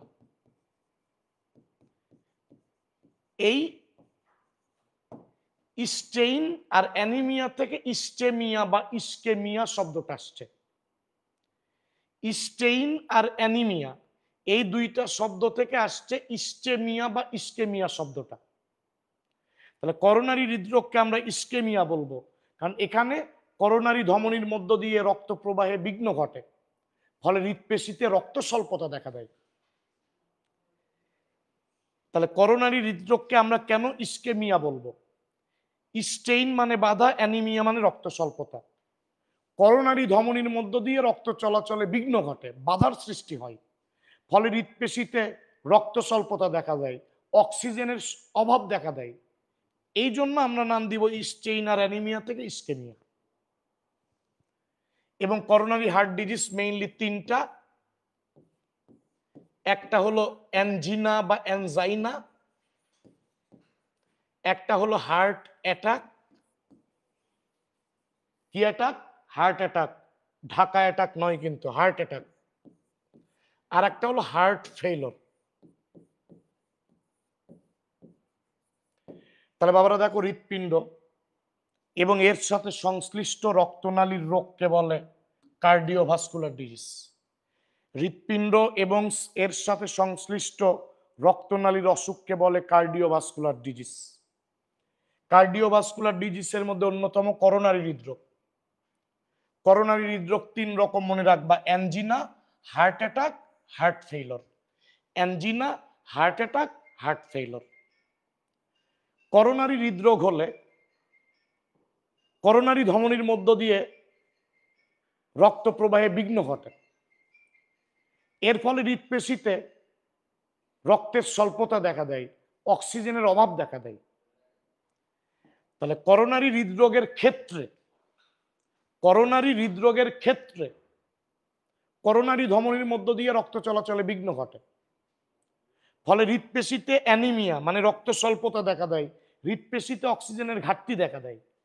এই জন্য স্টেইন আর অ্যানিমিয়া থেকে করোনারি হৃদরোগের আমরা আর একটা নাম দিব ইস্কেমিয়া বা ইস্টেমিয়া। বুঝছো না বুঝছো কত? বুঝিছো না বুঝিছো? এতটুকু করোনারি হৃদরোগে যতটুকু বললাম, আমি এবার angina, heart attack, heart failure করাবো। আর বাকিটুকু তোমরা বইয়ের থেকে একটু রিডিং দেখে নিবা। আমি 3টা রোগ পরে ক্লাস শেষ করব। বাকিটুকু একটু রিডিং দিলেই বুঝতে পারবা। আর কোনো কারণে বুঝতে অসুবিধা হলে মেসেঞ্জারে আমাকে নক দিবা। আমার কাছে পড়ো কিংবা পড়ো না এটা ব্যাপার নয়। কোনো কিছু বুঝতে অসুবিধা হলে আমাকে নক দিবা। তাহলে বলতো এই পর্যন্ত বুঝতে পেরেছো কিনা? ফাইন, বুঝছো না? ওকে, শোনো, করোনারি সংবহন যদি পড়ে থাকো তাহলে জানো সিস্টেমিক অ্যাওয়ার্টার গোড়া থেকে 2টা করোনারি ধমনী তৈরি হয়। ওরা হৃৎপেশিতে অক্সিজেন যুক্ত রক্ত পৌঁছে দেয়। যদি আমার করোনারি সংবহনের ওই ক্লাসটা করে থাকো তাহলে জানো যে সিস্টেমিক অ্যাওয়ার্টার গোড়া থেকে 2টা করোনারি ধমনী তৈরি হয়ে হৃৎপেশিতে রক্ত পৌঁছে দেয়। তো ধরো এটা করোনারি ধমনী।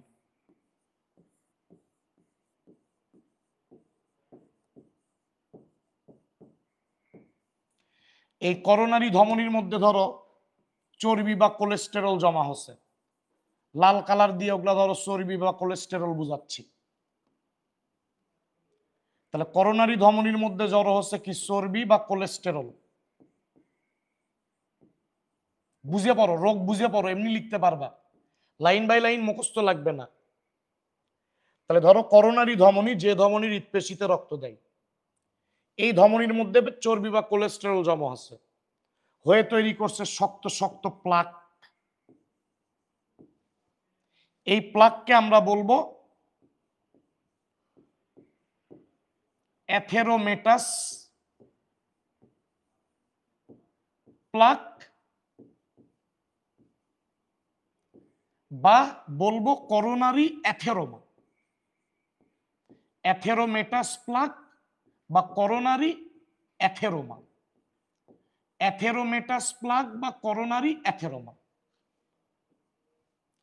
তাহলে করোনারি ধমনী, যে ধমনী আমাদের হৃৎপেশিতে ব্লাড সাপ্লাই দেয়, সেই ধমনীর ভিতরে চর্বি বা কোলেস্টেরল জমে শক্ত শক্ত প্লাক তৈরি হচ্ছে, শস্য দানার মতো, শস্য দানার মতো। এই প্লাক গুলোকে বলবো অ্যাথেরোমেটাস প্লাক বা করোনারি অ্যাথেরোমা। আর প্লাক সৃষ্টির এই প্রক্রিয়াকে বলবো অ্যাথেরোস্ক্লেরোসিস। অ্যাথেরোস্ক্লেরোসিস, অ্যাথেরো মানে শস্য দানা, স্ক্লেরোর মানে কি? শক্ত। তাহলে যে শক্ত শক্ত শস্য দানার মতো প্লাক গুলোকে বলবো অ্যাথেরোমেটাস প্লাক বা করোনারি অ্যাথেরোমা। আর প্লাক তৈরির এই প্রক্রিয়াকে বলবো অ্যাথেরোস্ক্লেরোসিস। প্লাকগুলো শস্য দানার মতো, সেই জন্য বলবো অ্যাথেরো। আর এগুলো শক্ত শক্ত, সেই জন্য স্ক্লেরোসিস। তোমরা স্ক্লেরেনকাইমা পড়ছো না? ঘাস ফড়িঙ্গে স্ক্লেরাইট পড়ছো না? তো স্ক্লেরোর মানে কি? শক্ত। তাহলে শস্য দানার মতো শক্ত শক্ত প্লাক তৈরির প্রক্রিয়াকে বলবো অ্যাথেরোস্ক্লেরোসিস। প্লাকগুলোকে বলবো অ্যাথেরোমেটাস প্লাক বা করোনারি অ্যাথেরোমা। এই প্লাক তৈরি হলে কি হবে? হৃৎপেশিতে তো কম করে অক্সিজেন যুক্ত রক্ত যাবে, কারণ রক্ত চলাচলের রাস্তা সরু হবে, সংকীর্ণ হবে। তখন হৃৎপেশিতে অক্সিজেন যুক্ত রক্ত কম গেলে হৃৎপেশিতে অবাত শ্বসন হবে। অবাত শ্বসন হলেই হৃৎপেশিতে ল্যাকটিক অ্যাসিড তৈরি হবে। আর ল্যাকটিক অ্যাসিড তৈরি হলেই বুকে ব্যথা হবে, বুকে কষ্ট হবে। এই যে বুকে ব্যথা বা কষ্ট, এটাকে আমরা বলবো অ্যানজিনা বা অ্যানজাইনা পেক্টোরিস। Angina pectoris.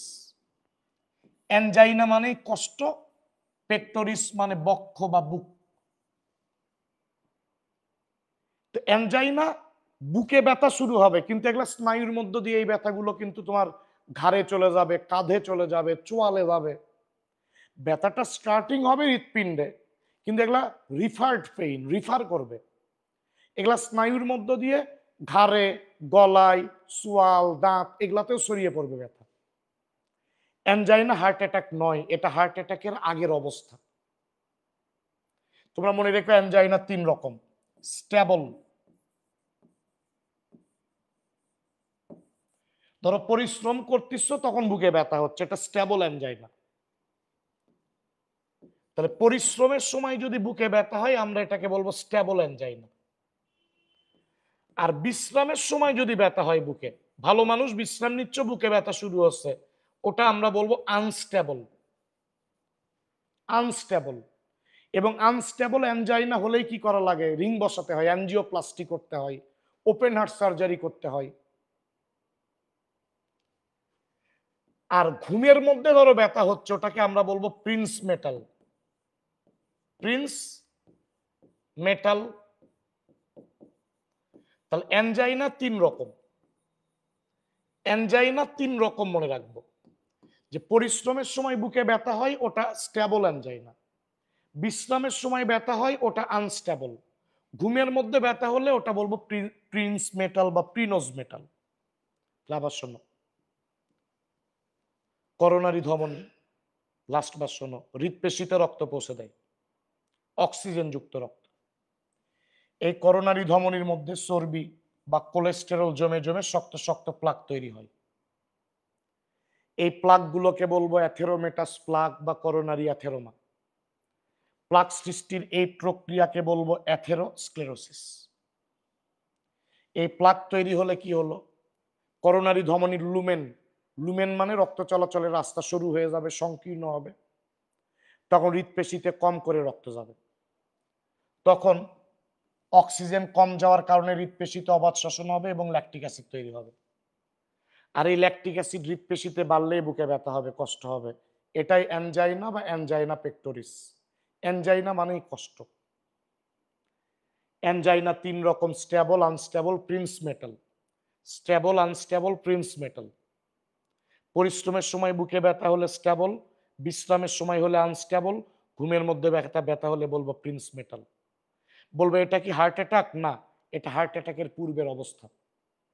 তাহলে হার্ট অ্যাটাক কি? অ্যানজাইনা বুঝতে পারছো কিনা বলো তো, আমি এবার হার্ট অ্যাটাক শুরু করব। বুঝে পড়লেই হবে এগুলা।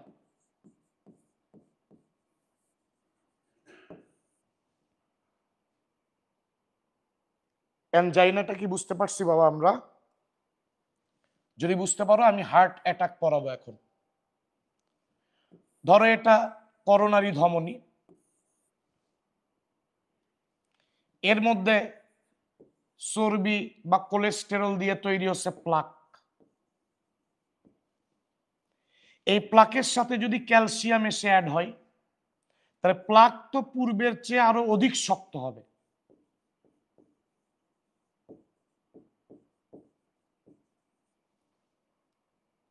প্লাক শক্ত হলে তো ধমনীর ওয়ালের স্থিতিস্থাপকতা নষ্ট হবে, ধমনীর ওয়াল শক্ত হবে। ওটাকে আমরা কি বলবো? আর্টারিও স্ক্লেরোসিস।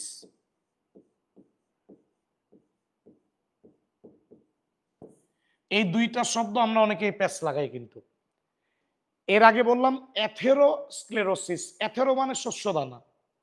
এবার বলছি ধমনীর ওয়াল শক্ত হয়ে গেলে বলবো আর্টারিওস্ক্লেরোসিস। আর্টারি মানে কি? ধমনী।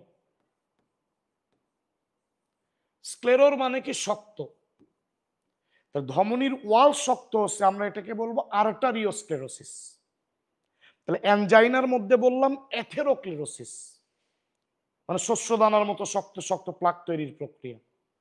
এখন প্লাকের মধ্যে ক্যালসিয়াম এসে অ্যাড হচ্ছে, প্লাক আগের চেয়ে আরো শক্ত হচ্ছে, এতে ধমনীর ওয়াল শক্ত হবে। ধমনীর ওয়াল শক্ত হলো, তাহলে আমরা এটাকে কি বলবো? আর্টারিওস্ক্লেরোসিস। তাহলে একটা হলো অ্যাথেরো আর একটা আর্টারিও। অ্যাথেরোক্লেরোসিস আর আর্টারিওস্ক্লেরোসিস। তো শক্ত প্লাক হলো, অনেক শক্ত প্লাক, ধমনীর স্থিতিস্থাপকতাও কমে গেল, ধমনীর ওয়াল শক্ত হলো, তখন কি হবে? অনুচক্রিকার সাথে এগুলা প্লাকের সংঘর্ষ হয়ে অনুচক্রিকা ভেঙে যাবে, যে করোনারি ধমনীর মধ্যে অনুচক্রিকা রক্ত জমাট বাঁধে দিবে, তখন তো অক্সিজেন যুক্ত রক্তই যাবে না হৃদপেশিতে। অ্যানজাইনার ক্ষেত্রে তো যাচ্ছিল একটু একটু করে, কিন্তু এবার তো এরকম যদি করোনারি ধমনী ব্লক হয় তাহলে তো এক ফোঁটা রক্তও যাবে না হৃৎপেশিতে। তো প্রথম দিকে হৃৎপেশি অবাধ শ্বসনের মাধ্যমে শক্তি তৈরি করে কিছুক্ষণ বেঁচে থাকবে, কিন্তু একটা টাইমে অবাধ শ্বসনও বন্ধ হবে এবং হৃৎপেশির কোষ মরা শুরু করবে। আর হৃৎপেশির কোষ মরা শুরু করলেই আমরা ওটাকে বলবো হার্ট অ্যাটাক। তুই বুঝে পড়ো, এমনি লিখতে পারবা। দেখো, করোনারি ধমনীর মধ্যে প্লাক তৈরি হচ্ছে চর্বি কোলেস্টেরল দিয়ে, ওগুলার মধ্যে ক্যালসিয়াম জমা হয়ে প্লাক আরো শক্ত হলো, এতে ধমনীর ওয়ালও শক্ত হলো, স্থিতিস্থাপকতা কমলো, ওটাকে বলবো আর্টারিওস্ক্লেরোসিস। এরপর অনুচক্রিকা, প্লাক যেহেতু অনেক শক্ত, প্লাকের সাথে বাড়ি খাবে, ধাক্কা খাবে, অনুচক্রিকা ভেঙে যেয়ে রক্ত জমাট বাঁধে দেবে, তখন তো হৃৎপেশিতে কোনো অক্সিজেন যুক্ত রক্তই যাবে না। তো প্রথম দিকে হৃৎপেশি অবাধ শ্বসনের মাধ্যমে শক্তি তৈরি করে বেঁচে থাকবে, কিন্তু একটা টাইমে অবাধ শ্বসনও বন্ধ হয়ে যাবে, তখন হৃৎপেশির কোষ মরা শুরু করবে, এটাকে বলবো হার্ট অ্যাটাক। হার্ট অ্যাটাককে আমরা বলতে পারি এমআই, মায়ো কার্ডিয়াল ইনফ্রাকশন। আবার আরেকটা নাম দিতে পারি হার্ট অ্যাটাকের, করোনারি থ্রোম্বোসিস। করোনারি থ্রোম্বোসিস, থ্রোম্বো মানে কি জমাট, যারা প্রোথ্রম্বিন পড়ছো তারা জানো থ্রোম্বো মানে জমাট। তাহলে করোনারি ধমনীর মধ্যে রক্ত জমাট বাঁধছে, এই জন্য আমরা হার্ট অ্যাটাকের নাম দিব কি করোনারি থ্রোম্বোসিস। আর হৃৎপেশির কোষ মরে যায়, এই জন্য আমরা হার্ট অ্যাটাকের নাম দিব মায়োকার্ডিয়াল। মায়োকার্ডিয়াল মানে হৃৎপেশি বা হৃৎপিণ্ডের পেশি, আর ইনফ্রাকশন মানে অক্সিজেনের অভাবে টিস্যুর মৃত্যু।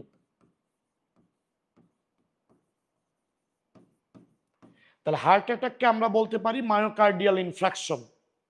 মায়োকার্ডিয়াল মানে হৃৎপেশি, ইনফ্রাকশন মানে অক্সিজেনের অভাবে টিস্যুর মৃত্যু। এখানে তো হৃৎপেশি টিস্যুর মৃত্যু ঘটে অক্সিজেনের অভাবে, তাই আমরা হার্ট অ্যাটাককে বলবো এমআই মানে মায়োকার্ডিয়াল ইনফ্রাকশন। এক্ষেত্রে করোনারি ধমনীর মধ্যে রক্ত জমাট বাঁধে, তাই আমরা এটাকে বলতে পারি করোনারি থ্রোম্বোসিস। হার্ট অ্যাটাকের সবগুলো লক্ষণ ব দিয়ে। দেখো, বুকে ব্যথা,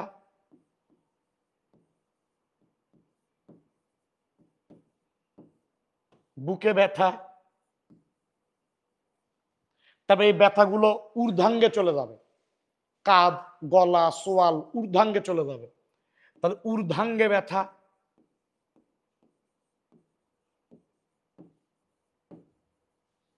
বমি ভাব,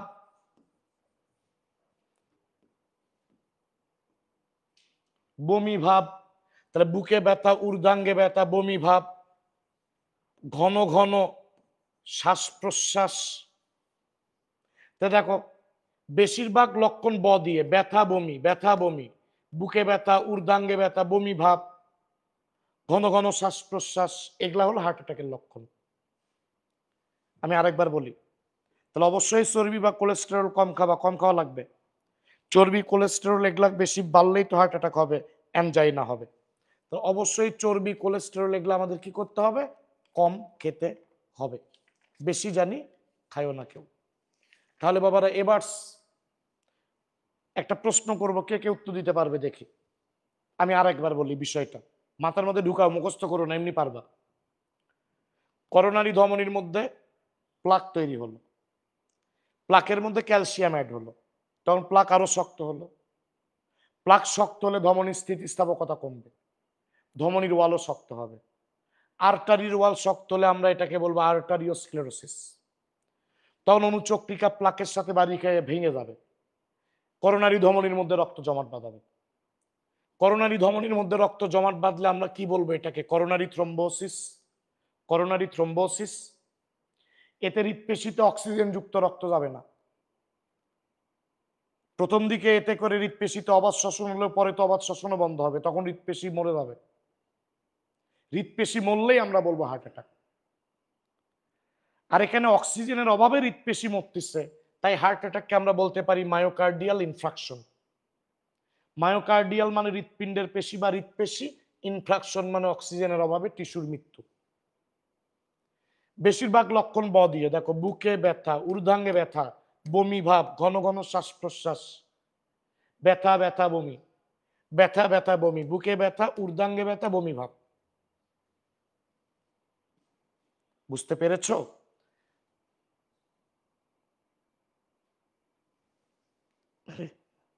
আচ্ছা বাবারা, মনে রেখো ট্রোপোনিন 1 একটা প্রোটিন আছে, ওটা টেস্ট করে হার্ট অ্যাটাক শনাক্ত করা হয়। তোমরা যারা কঙ্কালতন্ত্রটা পড়ছো, পেশি পড়ছো, জানো ওই যে অ্যাক্টিন আমিষের ভাজে ভাজে ট্রোপোনিন আমিষ থাকে। তো হার্ট অ্যাটাক হলে হৃৎপেশির কোষ তো মরে যায়, তখন হৃৎপেশির কোষ থেকে ট্রোপোনিন রক্তে চলে আসে। তোমরা যারা কঙ্কালতন্ত্রের চ্যাপ্টারটা পড়ছো, পেশি পড়ছো, তোমরা জানো পেশির যে অ্যাক্টিন আমিষ, ওর ভাঁজের মধ্যে ট্রোপোনিন, ট্রোপোমায়োসিন নামক প্রোটিন আছে, পড়ছো তোমরা। তো হার্ট অ্যাটাক হলে ট্রোপোনিন রক্তে চলে আসে, আর রক্তে যদি ট্রোপোনিনটা বেশি পাওয়া যায় তখনই ধরে নেওয়া হয় যে হৃৎপেশি মরে গেছে, তাই হৃৎপেশির ট্রোপোনিন রক্তে চলে আসছে। তো ট্রোপোনিন 1 এই প্রোটিন টেস্ট করে হার্ট অ্যাটাক শনাক্ত করা হয়। ট্রোপোনিন 1 টেস্ট করে কি করা হয়? হার্ট অ্যাটাক শনাক্ত করা হয়।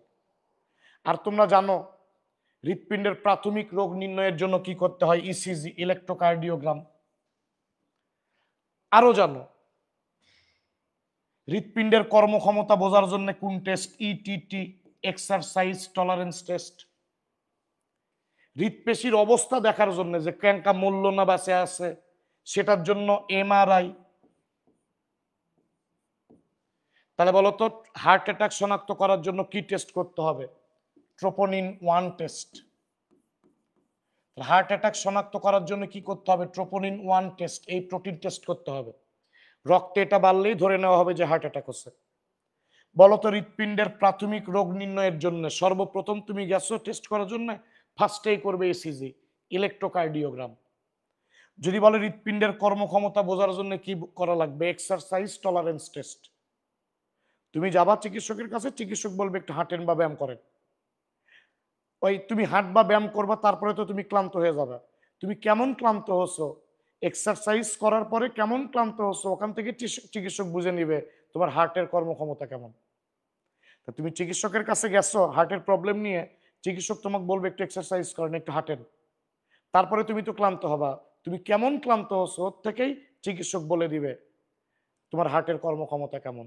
এইটাই হলো ETT, exercise tolerance test.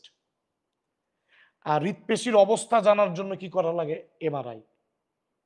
Coronary ধমনির block শনাক্ত করার জন্য কি করা লাগে? অনেকেই জানো, করোনারি অ্যানজিওগ্রাম। এই পার্টটা একটু ঝরঝরা করবা, একটা পেজে দেওয়া আছে কোন টেস্ট করে কোন রোগ শনাক্ত করা হয়, ঝরঝরা করবা। ট্রোপোনিন 1 টেস্ট করে হার্ট অ্যাটাক নির্ণয় করা হয়। হৃৎপিণ্ডের প্রাথমিক রোগ নির্ণয়ের জন্য ইসিজি করা হয়। হৃৎপিণ্ডের কর্মক্ষমতা বোঝার জন্য ইটিটি। আর হৃৎপেশির অবস্থা জানার জন্য কি করা লাগে? এমআরআই। বুঝতে পারছো?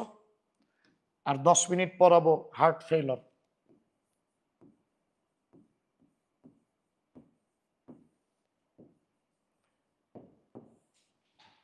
বাবারা, আমাদের 14 তারিখে তোমরা তো জানো এমবিএস এমসিকিউ ব্যাটাল 100 মার্কসের সারা বাংলাদেশে অনলাইনে পরীক্ষা হবে।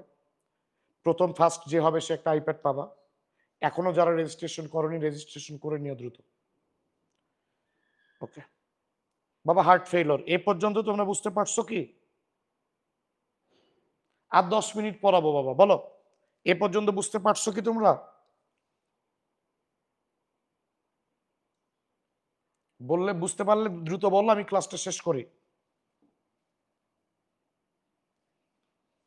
ওকে বাবা, দেখো সারা দেহে যে পরিমাণ রক্ত পাম্প করা দরকার, পৌঁছে দেওয়া দরকার, হার্ট সেই পরিমাণ রক্ত পৌঁছে দিতে পারতেছে না। হার্ট তার কাজে ব্যর্থ হচ্ছে, এটাই heart failure. Heart attack, heart failure একটু ভিন্নতা আছে, অবশ্যই আছে। তাহলে হার্ট সারা দেহে যে পরিমাণ রক্ত সাপ্লাই দেওয়ার কথা ওই পরিমাণ রক্ত সাপ্লাই দিতে পারতেছে না।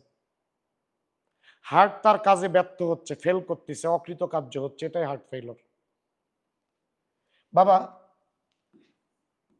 হার্ট অ্যাটাকের কারণে হার্ট ফেইলর হয়। তারপর উচ্চ রক্তচাপের কারণে হার্ট ফেইলর হয়। করোনারি ধমনীর ব্লক থাকলে হার্ট ফেইলর হয়। হৃৎপিণ্ডের ভালভে কোনো প্রবলেম থাকলে হার্ট ফেইলর হয়।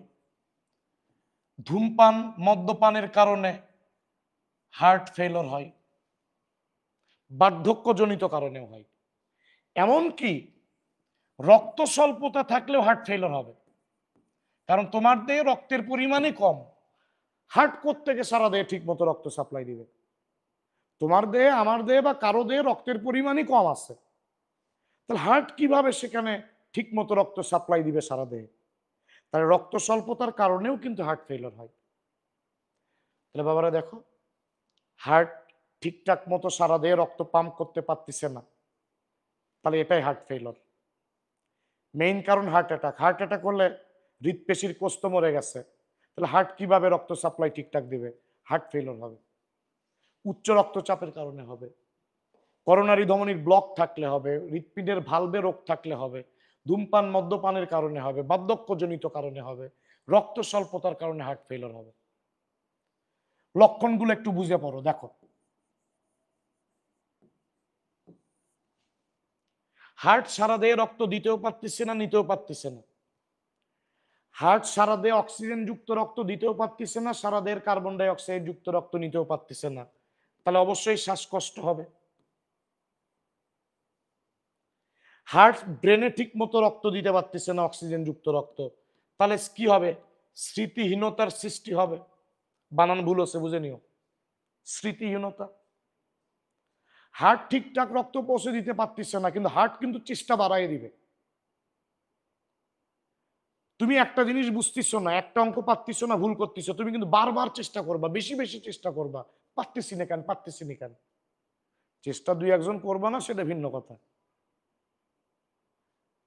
তাহলে হার্ট যেহেতু সারা দেহে রক্ত পৌঁছে দিতে পারতেছে না, হার্ট কিন্তু চেষ্টা বাড়াই দিবে, হার্টবিট বাড়াই দিবে, হৃদস্পন্দন বাড়াই দিবে, হৃদস্পন্দন অনেক বাড়বে। বইয়ে লেখা আছে যে মনে হবে যে হার্ট কারোর সাথে প্রতিযোগিতা করতেছে, প্রতিযোগিতা করে করে হৃদস্পন্দন বাড়াচ্ছে। তুমি বুঝে পড়ো, রিলেট করো, দেখো মনে থাকবে। ভাবো, হার্ট সারা দেহে ঠিক মতো অক্সিজেন যুক্ত রক্ত দিতে পারতেছে না, সারা দেহে রক্ত নিতেও পারতেছে না, তাহলে তো শ্বাসকষ্ট হবে। হার্ট ব্রেনে ঠিকঠাক মতো রক্ত দিতে পারতেছে না, তাহলে তো স্মৃতিহীনতার সৃষ্টি হবে। হার্ট কাজ কাম ঠিক মতো করতে পারতেছে না, কিন্তু চেষ্টা তখনই আরো বাড়াই দিবে, হার্টবিট বাড়াই দিবে, হৃদস্পন্দন অনেক বাড়বে। বাবারা বলতো, শরীরের নিচের দিক থেকে, পায়ের দিক থেকে, পেটের দিক থেকে, এগুলা দিক থেকে হার্ট কি রক্ত নিতে পারবে? হার্ট ফেইলর হলে হার্ট রক্ত সারা দেহে দিতে পারতেছে না, সারা দেহ থেকে তো নিতেও পারবে না। পায়ের দিক থেকে রক্ত নেওয়া মানে কি? পায়ের রক্ত হার্টে আসা মানে কি? অভিকর্ষ বলের উল্টা দিকে আসা। তাহলে পায়ের দিকে রক্ত তো হার্ট নিতে পারবে না, যেহেতু হার্ট ফেইলর, হার্ট কাজ করতে পারতেছে না ঠিকঠাক। নিচের দিকে রক্ত তো নিতে পারবে না, তখন তোমার পায়ে, তলপেটে, ফুসফুসে, ওগলা রক্তনালীর মধ্যে রক্ত বাড়বে, যেহেতু হার্ট রক্ত নিতে পারতেছে না। তাহলে তখন কি হবে? ওগলা রক্ত থেকে রক্তরস বেশি করে বের বের হয়ে যাবে, বের হয়ে যাবে। তখনই আমরা বলি পা ফুলে যাবে, আমরা বলি পায়ে পানি জমছে। তলপেট ফুলে যাবে, আমরা বলি পানি জমছে। ফুসফুসে পানি জমবে। আবার দেখো, হার্ট ফেইলর হলে হার্ট রক্ত দিতে পারতেছে না, নিতেও তো পারবে না। বিশেষ করে পায়ের দিক থেকে নিতে প্রবলেম হবে, ওটা অভিকর্ষ বলের উল্টা দিকে রক্ত আসা লাগবে। পায়ের দিকে রক্ত হার্টে আসতে হলে অভিকর্ষ বলের উল্টা দিকে আসতে হবে। তো পায়ের দিক থেকে তো হার্ট ঠিকঠাক রক্ত নিতে পারবে না। তাহলে পায়ে, তলপেটে, ফুসফুসে, এগুলার যে রক্তনালী, তার মধ্যে রক্তের পরিমাণ বাড়বে। তাহলে বেশি বেশি করে তখন প্লাজমা বা রক্তরস কৈশিক জালিকা ভেদ করে বের হয়ে যাবে, যে এগুলাতে জমা হয়ে থাকবে। আমরা তখন বলি পায়ে পানি ধরছে, পানি জমছে, তলপেটে পানি জমছে, ফুসফুসে পানি জমছে। এবং তাহলে শরীরের বিভিন্ন অঙ্গে কি হবে? পানি জমা হবে। এই পানি জমার থেকে রিলেট করে আরো বাড়াও। ফুসফুসে পানি জমা হলে কি হবে? ব্যাকটেরিয়া বেশি বেশি সংখ্যা বাড়াবে ফুসফুসে, ফুসফুসে ইনফেকশন হবে। তাহলে কাশির সাথে কি আসবে? ফুসফুস থেকে রক্ত আসবে। তুমি মাথার নিচে বালিশ একটা নিচে বা নেওনি, তাহলে ফুসফুসে যে পানি জমছে ওগুলো তো শ্বাসনালীর দিকে এসে শ্বসনে বিঘ্ন ঘটাবে। এই জন্য মাথার নিচে 2-3টা বালিশ দেওয়া লাগবে, বুক থেকে মাথাও উপরে রাখা লাগবে। যদি দেখো রোগীর মাথার নিচে 2-3টা বালিশ দিলে রোগী একটু আরাম অনুভব করতেছে, আর বালিশ না দিলে বা বালিশ একটা দিলে শ্বাসকষ্ট হচ্ছে, তাহলে বুঝবো এটা হার্ট ফেইলরের লক্ষণ। এছাড়াও আর একটা জিনিস হবে, বিএনপি বাড়বে। দেখো মনোযোগ বাড়াও, হার্ট সারা দেহে রক্ত দিতে পারতেছে না, নিতেও পারতেছে না, তাহলে শ্বাসকষ্ট হবে। রিলেট করো, ব্রেনে রক্ত দিতে পারতেছে না, তাহলে কি হবে? স্মৃতিহীনতা। হার্ট কাজ করতে পারতেছে না, কিন্তু চেষ্টা বাড়াই দিবে, চেষ্টা বাড়াই দিবে, হৃদস্পন্দন বাড়াই দিবে, শরীরের নিচের দিক থেকে রক্ত নিতে পারবে না, তাহলে শরীরের দিকে নিচের দিকে রক্তনালীর মধ্যে রক্তের পরিমাণ বাড়বে, ফলে ওগুলা থেকে বেশি বেশি করে রক্তরস বের হয়ে যাবে। তার মানে পায়ে পানি জমবে, গোড়ালিতে, তলপেটে পানি জমবে, এমনকি ফুসফুসে পানি জমবে। পানি জমার থেকে তুমি আবার ভাবো, ফুসফুসে পানি জমলে কি হবে? ব্যাকটেরিয়া তো খাবার বেশি বেশি পাবি, সংখ্যা বাড়াবি বেশি বেশি, তাহলে ফুসফুসে ইনফেকশন হবে, তাহলে কাশির সাথে রক্ত আসবে। ফুসফুসে পানি জমা হচ্ছে, তাহলে বুক আর মাথা একই লেভেলে হচ্ছে শোয়ার সময়, তাহলে ফুসফুসের পানি তো ট্রাকিয়া বা শ্বাসনালীর দিকে আসবে, শ্বসনে বিঘ্ন ঘটবে, তখন মাথার নিচে 2-3টা বালিশ দেওয়া লাগবে। 2-3টা বালিশ দিলেই ফুসফুসের পানি আর শ্বাসনালীর দিকে আসবে না, শ্বাসকষ্ট লাঘব হবে, রক্তে বিএনপি বাড়বে। বিএনপি কি? এই বিএনপি মানে কি? বাংলাদেশ ন্যাশনাল পার্টি না, এই বিএনপি মানে ব্রেন এনতে ন্যাটিউরেটিক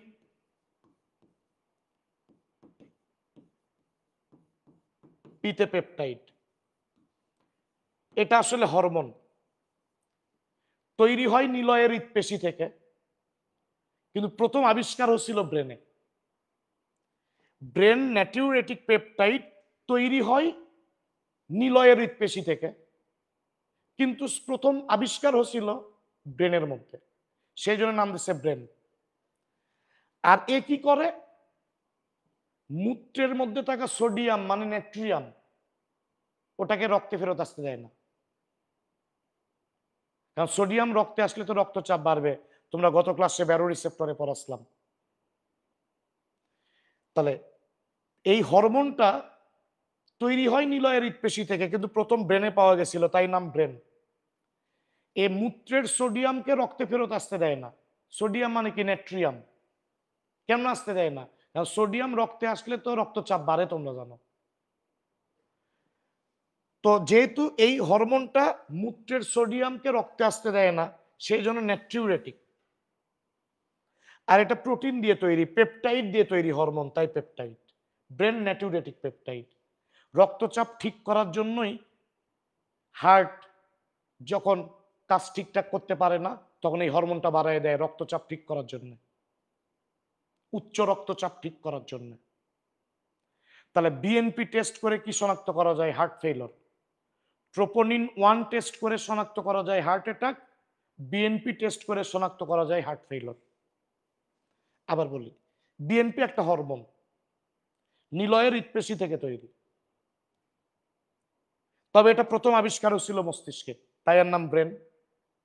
এর নাইট্রিয়াম মানে সোডিয়ামকে মূত্র থেকে রক্তে আসতে দেয় না, রক্তচাপ ঠিক রাখার জন্য, সেই জন্য নাইট্রিউরেটিক। আর একটা প্রোটিন বা পেপটাইড দিয়ে তৈরি হরমোন, তাই peptide, BNP, brain natriuretic peptide. Heart ফেইলরের সময় হার্ট এই হরমোনটা বাড়ায় দেয় যেন রক্তচাপ না বাড়ে, রক্তচাপ যেন না বাড়ে, এই জন্যই হার্ট নিজ তাগিদেই এই হরমোনটা বাড়ায় দেয়। তো কারো রক্ত টেস্ট করে যদি দেখা যায় বিএনপি বেশি আছে রক্তে, তাহলে ধরে নেওয়া হয় হার্ট ফেইলর হচ্ছে। আমরা কার্ডিওভাস্কুলার ডিজিজ পড়েছি। তোমাদেরকে ধন্যবাদ এতদিন আমাদের সাথে থাকার জন্য, আমাদের ক্লাসগুলো করার জন্য। তোমরা সবাই ভালো থেকো। তোমরা যারা আমাদের কাছে এখনো ভর্তি হওনি, তাদের সাথে আবার আমাদের দেখা হবে কোনো না কোনো দিন ইনশাল্লাহ। সবাই ভালো থাকবা। আর আমাদের কাছে যারা ভর্তি হয়েছে তাদের সাথে তো আমাদের ক্লাসে কন্টিনিউ দেখা হবে। ভালো থেকো সবাই, সুস্থ থেকো। হ্যাঁ, আচ্ছা, ভর্তির সিস্টেম তো আমাদের গ্রুপে নোটিশ দেওয়া আছে। আমাদের অনলাইন ভর্তির কোর্স ফি বলে দিছিলাম আমরা 7,000, 2,000 টাকা সারে ভর্তি চলতেছে এবং আমরা পুরা কোর্সই পড়াবো। পুরা কোর্স মানে বায়োলজির পুরা কোর্স পড়াবো, শর্ট সিলেবাসের বাইরে সব। পাশাপাশি পরীক্ষা নিব সব সাবজেক্টের, physics, chemistry, GK, English plus biology. তাহলে তোমরা 5,000 টাকা দিয়ে ভর্তি হতে পারবা। ভর্তির নিয়মাবলী দেখার জন্য আমাদের গ্রুপে দেখো। আর আমরা 2টা বই দিব তোমাদের।